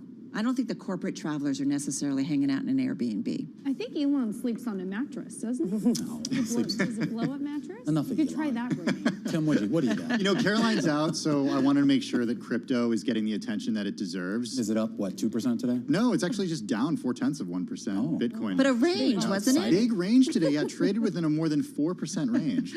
So it almost touched 43,000, but now down at 41,000. What's Luna doing today? I haven't pulled that one up. Okay. How about the energy sector? Just wait till you go, Romaine. We have lots of questions. You know, I think we're all so captivated by what's going on in tech, what's going on in the broader market, that we forget about the fact that energy stocks were the biggest gainers this year, and they've just absolutely taken a dump today. Energy stocks are down more than 3% in the S&P 500. Oil prices are up, so explain that conundrum. I think investors are really starting to question whether or not the value trade can continue in this kind of environment. Yeah, I think it's something we'd love to talk to you a little bit more about, because I always feel like there's a pretty wide disconnect between what we see with regards to commodity prices, spot prices, and what we actually see with regards to the performance of these companies. Let's go through the closing bell. The numbers here, the Dow Jones Industrial Average going to finish the day down by about 1%, roughly 368 points. The S&P 500 down 1.5%, roughly 66 points. The NASDAQ Composite down about 278 points, or 2% here on the day. The big laggard on the day belongs to the Russell 2000. Russell 2000 down roughly 47 points, or 2.3%, Carol. Yeah, all right. So that's a look at how we closed today. I'm just digging a little bit deeper into the S&P 500, as I like to do, and you can see that it really was a risk-off trade here today, Taylor. 406 names in the S&P, lower, 94 higher, 4 unchanged. Yeah, it's really interesting, Carol, when you really sort of put all of that into perspective. You think about where we are for the individual sector level as well, and it's a similar theme. Certainly a little bit more red than there is green. As we dive down for our radio audience, 2 subsectors here to really sort of understand the internals of here this market. I'll start with the winners. Carol, there are 4 sectors, of course, still in the green. It's auto components. Maybe Tesla might be looking at you. Otherwise, it's telecoms, it's transportation, and it is food and beverage. Maybe a little bit of a sort of defensive tilt there. Though down at the bottom, it's interesting. It's media. I know that we're awaiting Snap earnings. Those shares were off about 4%. And then energy and semiconductors, Carol, those are off about 3.3%. All right, so some selling there. You did mention auto. You did mention Tesla, so that's where I'm going to start with my gainers. Tesla up at its highs, up almost 12% in today's session. We were breaking down those earnings yesterday, but up about 3% at the close, so holding on to their gains. Top in the NASDAQ 100, top in the S&P 500, up nearly 40% or so since February 23rd, so it has been on a tear. We know all of the good news that we broke down yesterday in their latest quarterly update, and Elon, predicting production will grow at a fast clip for the rest of the year despite some of the supply chain challenges. airlines, we've been talking about a lot today. United, we heard from yesterday. American today. American up another 4% in today's session, coming out and saying corporate and international travel are coming back and that it will be profitable this quarter. And I did want to mention United. It was up 9% in today's session. And then Ma Bell, AT&T, man, it has gone through so many iterations in the last decade or so, but AT&T up about 4% in today's session, coming out and topping Wall Street estimates when it comes to subscriber growth. So, Tim, essentially going back to its roots here. Yeah, you got the gainers, I got the decliners, Carol. Looking at shares of Warner Brothers Discovery, they were under pressure throughout the day today, early in the day over continued skepticism about the future of streaming following that Netflix report and that historic slide yesterday. But shares did tick lower after we learned that the company would be shuttering CNN Plus after only being on the air for a few weeks. The new leaders of the company. They shut down CNN Plus? Are you being sarcastic? No. So you missed a bunch of the IMF panel. You missed the news on CNN Plus. What have you been doing today? I don't know. I had things to do, you know. Little poke and prod. Wow. But, you know, here's the thing. They just launched that last month, right? Yeah, 3 but that weeks was ago. under the old owners, and I guess the new owners aren't really interested. Is that the idea? Yeah, that's right. They're trying to figure out. talked about it, right, for a long time? Yeah, he talked about it. But, you know, there were a lot of questions about the streaming strategy as these companies got together. Yeah. And according to reporting from our own Jerry Smith, they're taking that content from CNN Plus. Not all of the shows, but some of the longer form stuff will go on HBO Max. Yeah. And then they also have their own Discovery platforms as well. What do you think the executives of Quibi are thinking right now? We lasted longer than CNN Plus. Truly, they did. Okay. Quite a few months. That was a low blow. Yeah. Xerox shares under pressure today, down more than 15.6%, having their worst day in a couple years, the biggest intraday drop since March of 2020. This after the company reported weaker than expected earnings. And then you got to check in on Netflix, down 3.5%. After the market closed yesterday, we did learn that Bill Ackman sold his entire stake less than 3 months after he disclosed it. He took a hit of $430 million on that. You know, I was actually amazed by that. I mean, it's interesting. He said in the letter that he always learned from past mistakes about holding on to losers for too long. But it gets to the whole idea of the guidance that the company gave back in January and why they weren't a little bit more forthcoming about what we ended up finding out just yesterday. Or even giving some kind of mid-quarter guidance. Right. So they had to catch have known people this was by coming. surprise. And to take people by surprise. I mean, I feel like that's more the reaction in the shares rather than like, oh, Netflix is going, I agree. the drain. Tim and I were talking about that too. Like, isn't there some responsibility to shareholders to kind of give you a bit of a heads up that things are not looking great because it was such a major miss? Yes. Yes. By the way, in his letter to shareholders on Wednesday, Ackman said that his fund overall is down 2% in 2022. So despite taking a big hit on Netflix, only down about 2% this year. Yeah, certainly not bad. Let's talk about what else is lower here on the day. It's priced lower, and it is another day of yield higher, sort of a reversal of what we got yesterday, but a continuation of Tuesday's trend. You're still looking at a 2-year yield, Gina, that is highest since December of 2018, and really some broad-based, though the forward curve is certainly rising much faster. It is yields higher pretty much across the curve as well. And you have to wonder how much of that is the Fed and how much of it is the bond market really starting to say, look, inflation is not going anywhere anytime soon. Oil prices really stuck in this range above $100. It's got to be making people a little bit nervous. I do wonder about, there was a commentary about Bullard. He was kind of talking about the idea of that how, we've done 75 basis points before, the market can handle it. But he also talked about this idea that a lot of this is already priced in. And we saw 10-year break-evens reach a record high, at least the highest on record, going back to 1998. We've seen a lot of pricing in the options market and the swaps market. This seems to suggest that at least some of the more worst-case scenarios with regards to rates going higher, that is priced in. And so maybe the market has done at least a good portion of the work for the Fed. It does certainly feel that way. I think the Fed has gotten incredible at messaging of the last couple of years and basically spoon-feeding a lot of commentary and thoughts and thinking about what they plan to do to investors. And I think you see it play out in the market so that there's no shock. Remember when the Fed used to shock years ago and you'd get a surprise, move in the morning that was, in and around a regular meeting? Like, they're so careful and so measured, I feel like, Well, we did just speak to Amanda Agati, the Chief Investment Officer at PNC Asset Management Group, and she expressed some skepticism about what the Fed does next, and she said that the market does seem to be a little concerned that it could be more than 50 basis points, which was surprising to me. In one meeting? Yeah. Yeah. Oh, wow. Well, I think you just have to recognize the fact that Powell has completely shifted his tone with respect to the labor market. I mean, this is a man that was consistently telling us he was going to keep policy extremely easy, and he was targeting labor specifically, and that tag on him talking about, the labor market is now possibly too hot.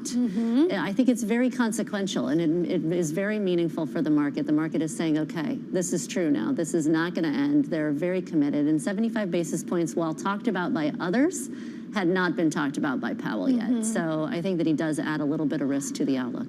Yeah, certainly fueling the fire with the 50 basis point comment. The markets, of course, as we know, pricing in at least 50 for the next two. And I think, Romy, we did sort of maybe not talk about that second comment so much about the labor market is, quote, too hot. Not hot, not tight, too hot. And that, of course, might have been some of the reaction that we saw. Yeah, we did not air those comments. But when he said them, I mean, I think it caused, not necessarily alarm, but you start to talk about the pivot that this Fed has made, the idea of sort of the accommodation, not just for the sake of accommodation's sake, but to try to correct, I guess, some of the mistakes that were made coming out of the last recovery with the tightening cycle that occurred coming out of the Great Recession in 08, 09. But I guess the question is whether that experiment kind of ran its course in the face of, 8.5% CPI. So Fed dual mandate, check. We've got the labor market. Now we've got to deal with inflation. And that seems to be what we got from Jay Powell today. All right, guys, that's got to do it. We're going to run our cross-platform coverage Beyond the Bell. We break down the markets on TV, on radio, and YouTube. We will see you again, same time, same place tomorrow.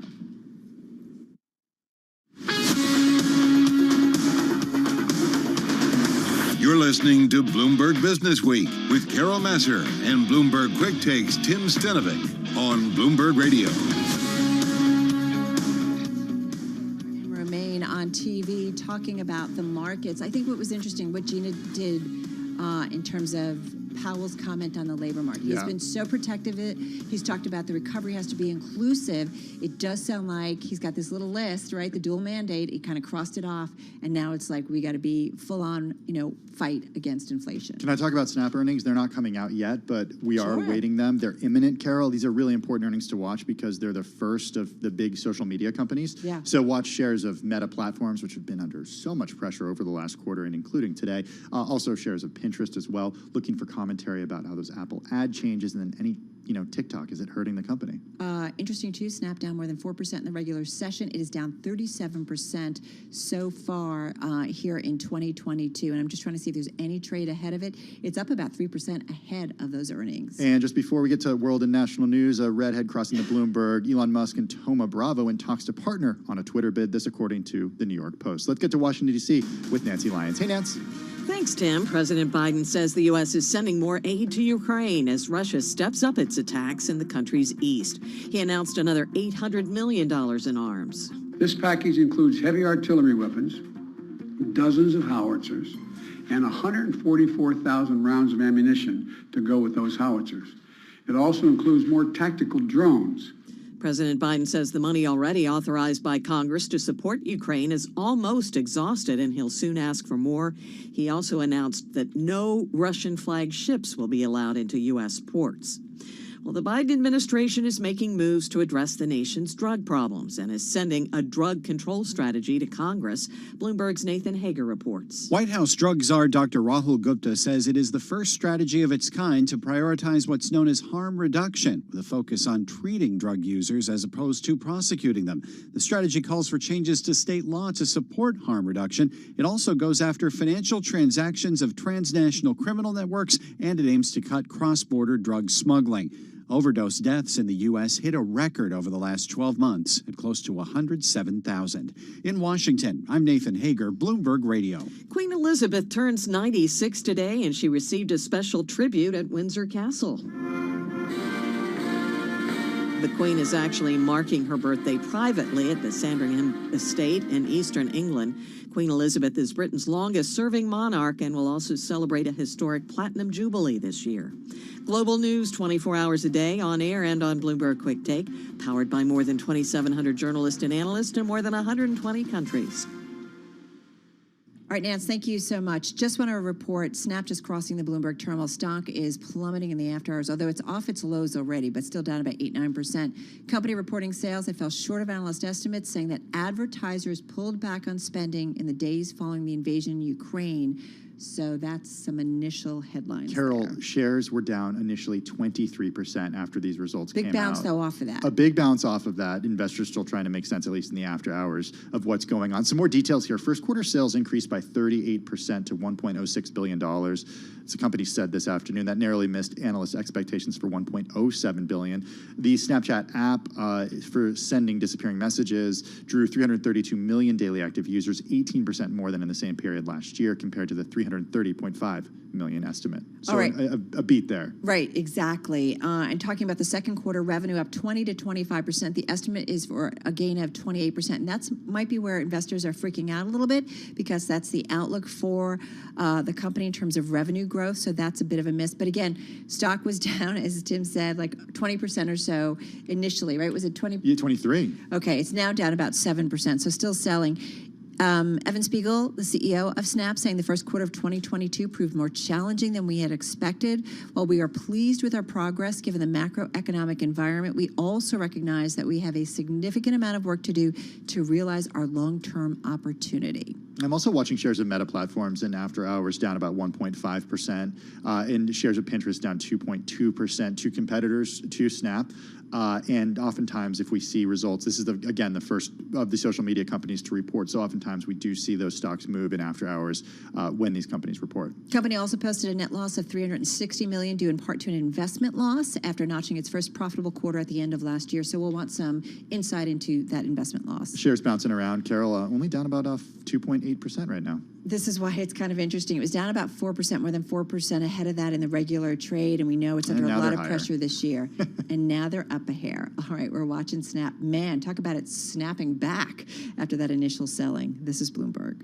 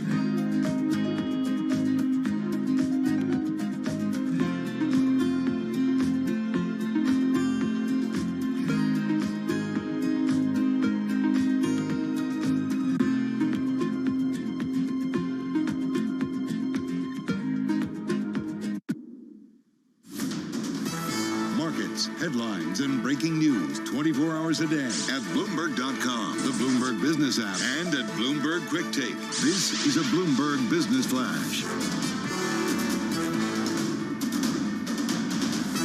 From Bloomberg World Headquarters, I'm Charlie Pellet. We begin with a headline from the Bloomberg Professional Service. Elon Musk and the buyout firm Thoma Bravo are said to be in talks to partner on a Twitter bid. That, according to the New York Post, after hours, shares of Twitter are up now by 1.1%. A management change at Old Navy. Gap is reporting, that's the parent company, Gap's reporting that Old Navy President and CEO Nancy Green is leaving.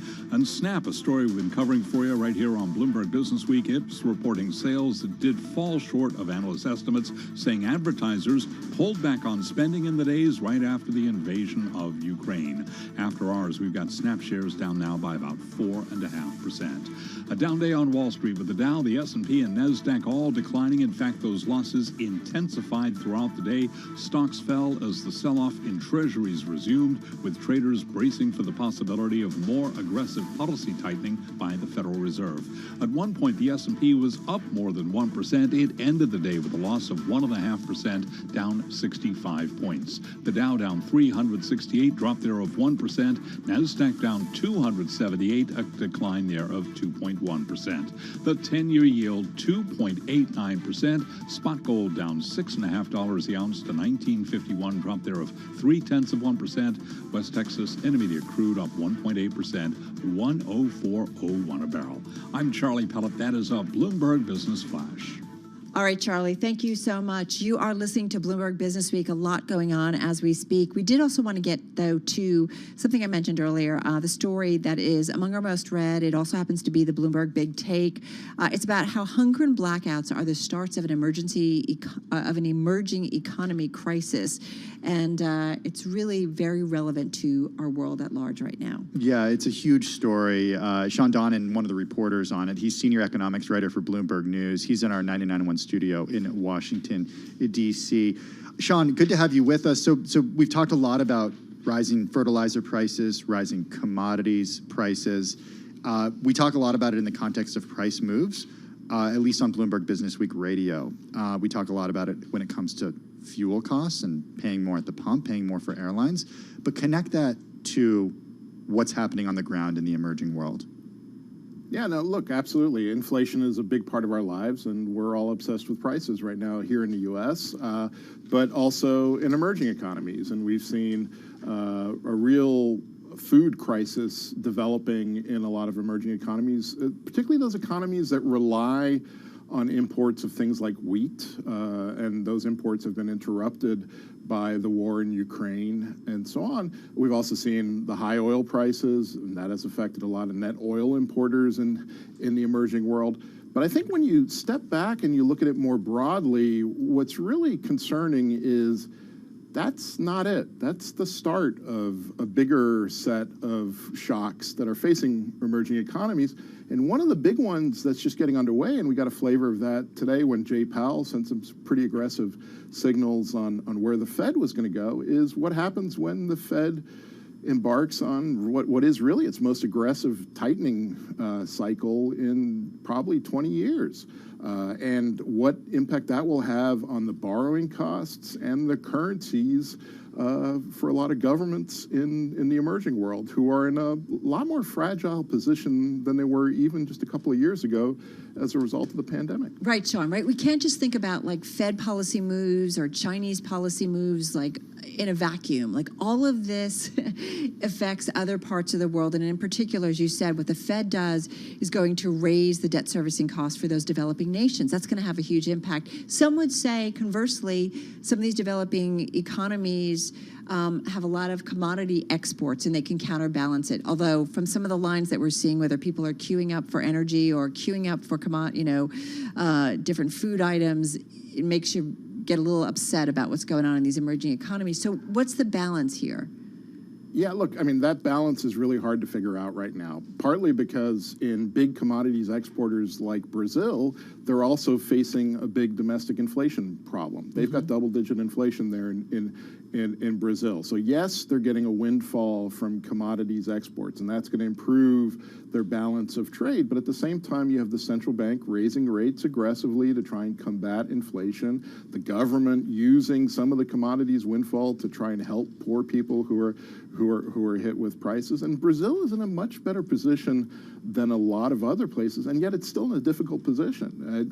We talked to one woman in Brazil as part of this story who said to us, each month looks worse than the last. And I think that's the feeling among consumers there. You also have politics in a place like Brazil, and Peru nearby, where we've seen protesters in the streets. So, it's not a single shock. And I think that's what's pretty unique right here is that we're really seeing a barrage of shocks. And that's a barrage of shocks that's like unlike any we've seen emerging economies face since the 1990s. And in the 1990s, you had, governments fell, economies collapsed. We also had the rise of some new political players like Vladimir Putin, for example. So help us make that connection to the current crisis and what we need to be on the lookout for when it comes to these shocks. Because as you mentioned, it is multiple shocks, and including Russia's invasion of Ukraine. And we don't know when that will end, and we don't know what it looks like on the other side. So help us understand some of the risks that are facing these emerging markets in the next 2 to 5 years. Well, I think it starts with the risk this year and the rest of this year, and that really is the sharp increase in borrowing costs that they're going to see as a result of the Fed hiking rates aggressively, and what that does to the dollar and what it does to currencies and emerging economies, and how they handle that and they respond to that, and how investors respond to that, and whether we see capital outflows from emerging economies. The big lesson from the 1990s was that something that looks small, in 1997, the Asian financial crisis starts with the devaluation of the Thai baht. It's something that doesn't look like a systemic threat. And that just rolls into a whole series of different crises. There's a question now, we're watching what's happening in Sri Lanka. Sri Lanka is a small country. It's not a huge part of the global economy, and yet there's a crisis there that has a lot of the hallmarks of what other countries potentially could face going forward. And that's really what we need to watch for, is where this goes next, and whether it's a crisis that is limited to just a couple of countries, maybe 5 countries, or whether it's something that grows into something bigger. Right, and then you have to think about foreign investor exposure to some of that sovereign debt, right? Whether or not that could potentially lead to some kind of crisis going forward. Sean Donnan, senior economics writer at Bloomberg News, joining us in our 99.1 studio in Washington, D.C. That story among the most read and the Bloomberg Big Take on this Thursday. You're listening to Bloomberg Radio.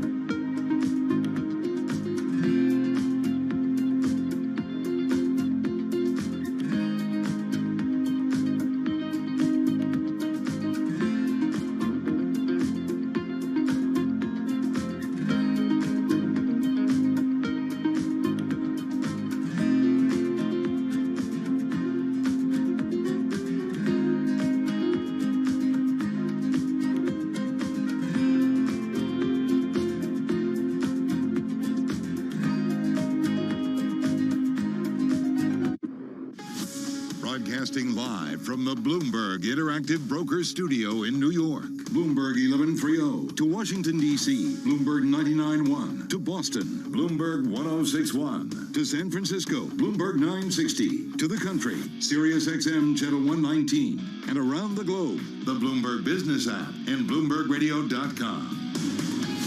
This is Bloomberg Business Week.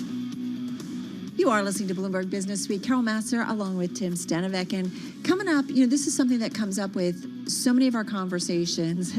Airlines today, market impact, and that is what's going on in the energy sector. Yeah, we're going to be joined by Javier Blas, energy and commodities columnist. You also may know him because he's the co-author of The World for Sale, Money, Power, and the Traders Who Barter the Earth's Resources. He's going to be with us for quite a bit of time after we get a check of what's going on with the after-hours trade here, Charlie Pellet. Indeed, lots going on. Let me bring you up to date, first of all, on Snap, because we are seeing a snap back in after-hours trading of Snap. SNAP on the ticker. Right now, we have got Snap shares up by 3.3%. It reported sales that did fall short of analyst estimates, saying that advertisers pulled back on spending in the days following the invasion in Ukraine. We saw the shares move higher, then lower, and right now we do have Snap shares advancing after hours. Elon Musk and buyout firm Thoma Bravo said to be in talks to partner on a Twitter bid, that according to the New York Post. Moments ago, a judge said he is not likely to immediately order Intuit to stop promoting some of its tax preparation services as free as the Federal Trade Commission requested. Stocks sold off today. We saw treasuries with the 10-year yield 2.90%. 10-year was down 18 seconds. The S&P down 65, a drop of 1.5%. The Dow Jones Industrial Average down 363, lower by 1%. NASDAQ down 278, a drop there of 2.1%. So stocks lower today in a dramatic reversal. At one point, we did have the S&P 500 index up by more than 1%.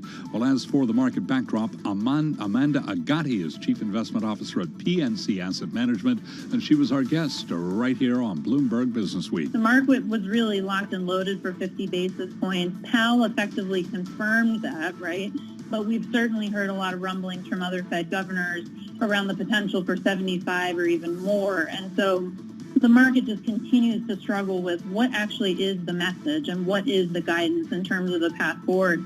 After earnings today, Tesla shares rallied 3.2%. Again, the 10-year yield 2.90%. Gold down 0.3%, 19.51 the ounce. West Texas Intermediate crude oil up today by 1.9%, 104.18 a barrel. I'm Charlie Pelleton. That is a Bloomberg Business Flash.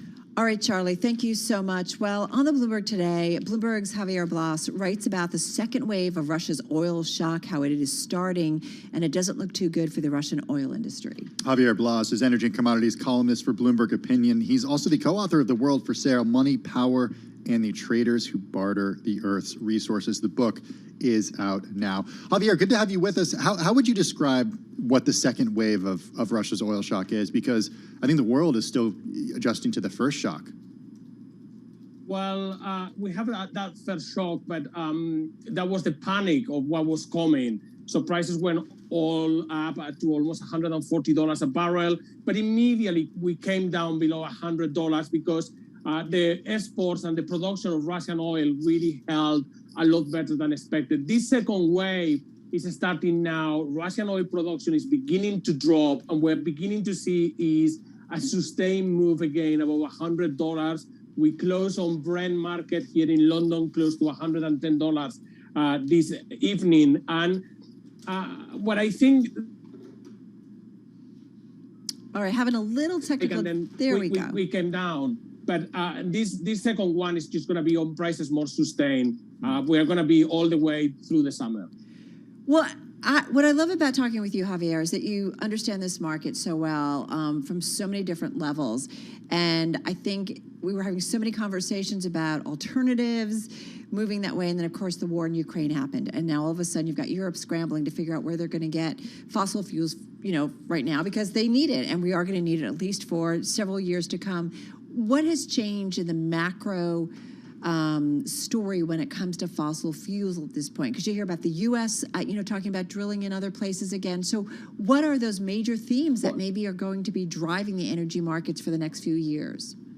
Well, if we were having this conversation 6 months ago or 8 months ago, all was about climate change. That was the main priority of many governments, certainly here in Europe and also across the Atlantic in the United States. It was the time of COP26, the Climate Change Summit in Glasgow, Scotland. If we are having the conversation today, climate change is no longer the priority. Energy security is the priority. Affordability of energy is the priority. Governments are going back to basics, and for them, it's going back to fossil fuels. That's why we see President Biden urging the domestic U.S. industry to drill more. That's why we see European countries going back to coal. It's going back to the energy politics of the 90s and the 80s, where energy security was the main priority. Climate change is not off, but it's just coming on a second position now. Yeah, Javier, if there's one thing that's come into sharp relief over the last 2 months, it's been the transition to clean energy is taking a lot longer than I think a lot of people thought. So if this is the energy policy of the 1980s and 1990s, with more science about climate change sprinkled in certain places, when do we start to see the world reduce its reliance on fossil fuels? When does that transformation to more green energy sources, when does that become closer to complete? I think that we are not even starting now. So we are very far away from completion, and it's going to take a very long time. And one very important statistic, in 2022, we are going to see the world is going to consume the highest amount of coal, of oil, and natural gas they has ever done. We're talking about reducing fossil fuels, and we are still growing. Demand continues to increase. First of all, we need to slow down that increase and try to start reducing. I don't think that we are going to see a meaningful reduction in fossil fuel consumption before 2030. Wow. That's pretty amazing. It is pretty amazing. So, and where does you talked about what the U.S. is doing. Does the U.S. once again become a dominant player here, or what? Well, the U.S. is absolutely a dominant player. I mean, you see today, a lot of the industrialized world is relying on the United States for energy supplies. Certainly Europe is keeping the lights on, and I'm able to talk to you from London thanks to American LNG. If I took a hot shower, was certainly thanks to American LNG, not Russian supplies in Europe from gas. And so the U.S. is benefiting in the sense that it's a superpower of fossil fuels. And is spreading that superpower through the world today. And we saw it earlier this week. The data: the U.S. exported more on a gross basis, more than 10 million barrels of crude and refined products. That's a record high. Javier, sit tight. We're going to come back and continue this conversation. We are talking with Javier Blas, energy and commodities columnist at Bloomberg Opinion, on Zoom from London. He's got a book out. It's now in paperback. It's called The World for Sale, Money, Power, and the Traders Who Barter the Earth's Resources. And so timely, this conversation about what's going on in the energy markets. Well, let's go from London to Washington, D.C. now for a check the latest world and national news with Nancy Lyons. Hey, Nance. Thanks, Tim. President Biden says we are in a critical window of time and we need to prepare Ukraine for the next phase of Russia's invasion. So today he announced another $800 million in military aid that includes heavy artillery and howitzer cannons. To modernize Teddy Roosevelt's famous advice, sometimes we will speak softly and carry a large javelin, because we're sending a lot of those in as well. Biden did warn that the money allocated by Congress to aid Ukraine has nearly run out, and he'll soon be asking for more. As for the invasion itself, Vladimir Putin is claiming victory in the Ukrainian city of Mariupol, while Ukrainian troops continue to defend a major industrial site. Former Secretary of State John Kerry interpreted Putin's statements in a Bloomberg interview. His announcement about not going in and assaulting the steel mill in Mariupol, his move and shift to the Donbass may be the sign of a more limited set of ambitions than he began with. An unbelievably bad calculation on his part and a miserable outcome for human beings. Kerry, who is now White House climate envoy, said Europe's need for energy has set back the drive against global warming, but will accelerate the switch to renewables in the long run. In Washington, Irv Chapman, Bloomberg Radio. The FBI is facing a lawsuit from more than a dozen sexual assault victims of former Michigan State University sports doctor Larry Nassar. They say the claims are for the Bureau's, quote, grossly negligent failure to investigate sexual abuse allegations. They're asking for $10 million apiece. Global news 24 hours a day, on air and on Bloomberg Quick Take, powered by more than 2,700 journalists and analysts in more than 120 countries. All right, Nance, thank you so much. You are listening to Bloomberg Business Week. Carol Massar along with Tim Stenivek here in our Bloomberg Interactive Brokers studio.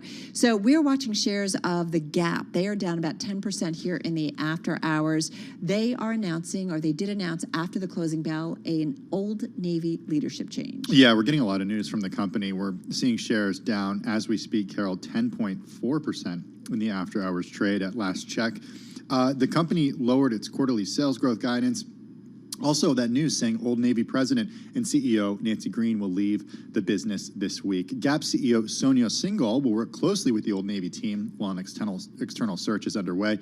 The company also giving some updates when it comes to its financials, saying that it sees first quarter net sales down about low to mid-teens, had seen them down mid to high single digits. So it sounds like it's managing everybody in expectations. They report May 27th. So that's when we get all of the retailers and so on and so forth. What? This is what you and I were referring to when we were talking with Romaine about Netflix. Like, Netflix could have come out with some sort of I'm kind of shocked about that. Mid-quarter guidance like a month ago, 6 weeks ago. So there wasn't this, but the shock would have happened then instead of now. But what's the responsibility to investors to say? It's a good question. Right? I mean, this is a material difference on their material impact on their business, especially when they knew the expectations out there were so high. I don't know what the rules are around that. So I don't know if they're required to do that, but to a certain extent, it's just a question of... Is it just market conditions? Yeah, market conditions and when you're going to actually see... Well, yes and no for market conditions. With Netflix, they had 3 or 4 different reasons they blamed. So a lot changed in a quarter in a way that was, I think, surprising to a lot of investors. Look at this. We were talking about Gap, and here we are talking about Netflix again. Yeah, but I think about Gita and what you said. This is the first time they didn't have their swagger. So they knew something was different, and they knew it was coming. So, yeah, Netflix, you're going to hear a bit more about it in our weekend show. Gap, though, we do want to mention. So they're coming out, some executive changes, but that stock is going to be one to watch on Friday because it is selling off 10% or so in the after hours. This is Bloomberg.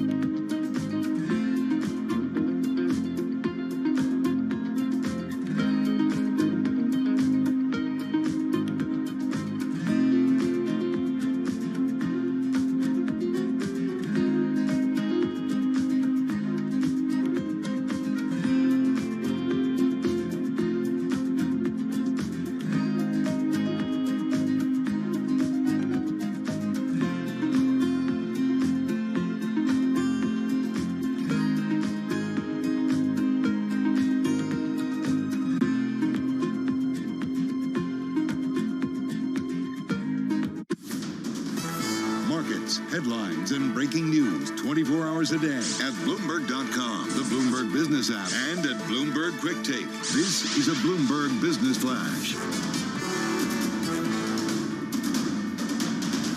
From Bloomberg World Headquarters, I'm Charlie Pellet. Snap shares now up by 6.5% after hours. Snap reported sales that did fall short of analyst estimates, saying advertisers pulled back on spending in the days right after the Russian invasion of Ukraine. Warner Brothers Discovery is shutting down the CNN Plus streaming service only a few weeks after its launch, underscoring the determination of a new corporate parent to refine its strategy amid fresh questions about the growth of online video. It is not immediately clear how many CNN employees will be losing their jobs as a result of the shutdown. CNN Plus did hire at least 450 people, according to Insider. Stocks lower today with the S&P down 65, a drop of 1.5%. The sell-off in treasuries resumed. Today we saw the Dow down 368 points, down 1%. Nasdaq down 278, a drop of 2.1%. The 10-year yield 2.90%. Spot gold down $5 the ounce to $19.52, down 0.3%. Crude up today by 1.8%. A barrel of West Texas Intermediate crude now 104.07 a barrel. I'm Charlie Pellet, and that is a Bloomberg Business Flash. All right, Charlie, thank you so much. I want to get back to our own Javier Blas. He's energy and commodities columnist at Bloomberg Opinion. His book, it is now out in paperback. It's entitled The World for Sale, Money, Power, and the Traders Who Barter the Earth's Resources. He co-wrote it with Bloomberg's Jack Farchi, and he's still with us via Zoom from London. So, Javier, for our audience who are thinking about the fossil fuel industry, the energy industry going forward, what do you think they need to kind of have front and center when they think about investment opportunities? I hate to be so blunt, but that's what our crowd thinks about. Well, a surprising investment opportunity right now has been coal. If you think about fossil fuels, we have been having this conversation only a few months ago. No one was talking about coal. No one thought that that was a good investment. However, coal stocks have been doing fantastically well over the last 2.5 months on the back of the Russian invasion of Ukraine, but also on very strong demand worldwide for coal and very little additional supply. That is a very surprising winner. The other area to look is battery metals. I mean, it's a bit outside the fossil fuels. This is the energy transition. But if you look at the prices that companies that they are investing into the energy transition, like Tesla, are having to pay for metals that they use for batteries, lithium, nickel, incredibly high prices.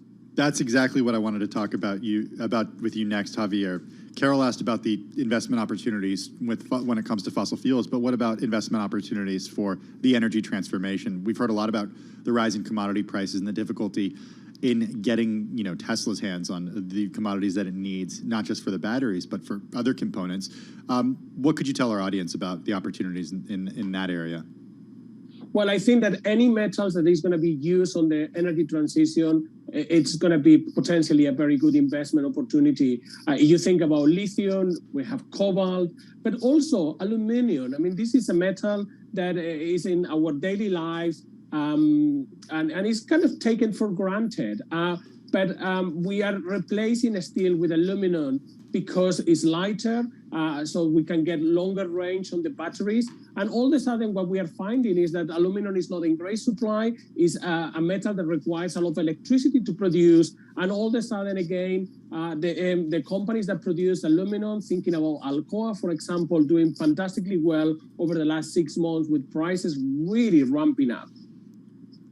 All right, we're going to leave it there. Hey, Javier, thank you so much. Really, really appreciate this. Bloomberg's Javier Blas. He is energy and commodities columnist at Bloomberg Opinion. And as we mentioned, his new, not a new book, but it's newly out in paperback. It's called The World for Sale, Money, Power, and the Traders Who Barter the Earth's Resources, joining us from London. We want to get back to Snap because that stock's down. Actually, now it is up because it's been all over the map, was down more than 20%. Now, Tim, up about 5.5%. Yeah, really bouncing around all over the place. Fortunately, Mandeep Singh, a Bloomberg Intelligence senior technology analyst, has been watching closely after hours as those results came out. Mandeep, bring us up to speed here. What's sticking out to you? Because investors, at least in the after hours, are certainly having a tough time making sense of what's going on. Yeah, so they had inline results, and they actually had quite a bit of margin upside. So gross margins were like almost 500 basis point above consensus, and so clearly they have been operationally focused on beating their numbers. And this is a tough environment for all the digital ad companies with the IDFA headwinds and reopenings. And look, I think Snap, the fact that they grew 38%, guided to 20 to 25% growth, is still above all their digital ad peers. So in terms of growth rates, they still look pretty good. Hey, Mandeep, it was just wonderful sport watching the stock in the after hours because it dropped like a rock, down more than 20%. And forgive me for all of you who are holding it and like, what the heck is going on? And then we saw it like quickly bounce back, show a little bit of a gain, sell off again. Now it's up about 5.4%. Why was it? What was so confusing? Or did investors read it wrong? Because it sounds like you saw the story pretty clearly.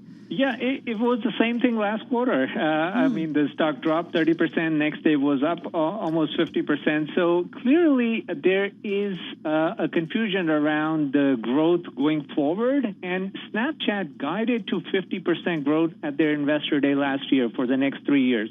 So it's not going to be 50%, but the question is, how low can it get? And they guided to 20 to 25% growth. So that was a miss in terms of next quarter. But their commentary suggests some of the effects are temporary related to Ukraine, and they do expect, ad spending to be robust going forward. So I think that's how the market kind of reacted. Clearly, there is an earnings call. And look, with social media, with all the stuff that's going on with Twitter, you can see these assets, like Twitter is valued at $43 billion with this M&A bid.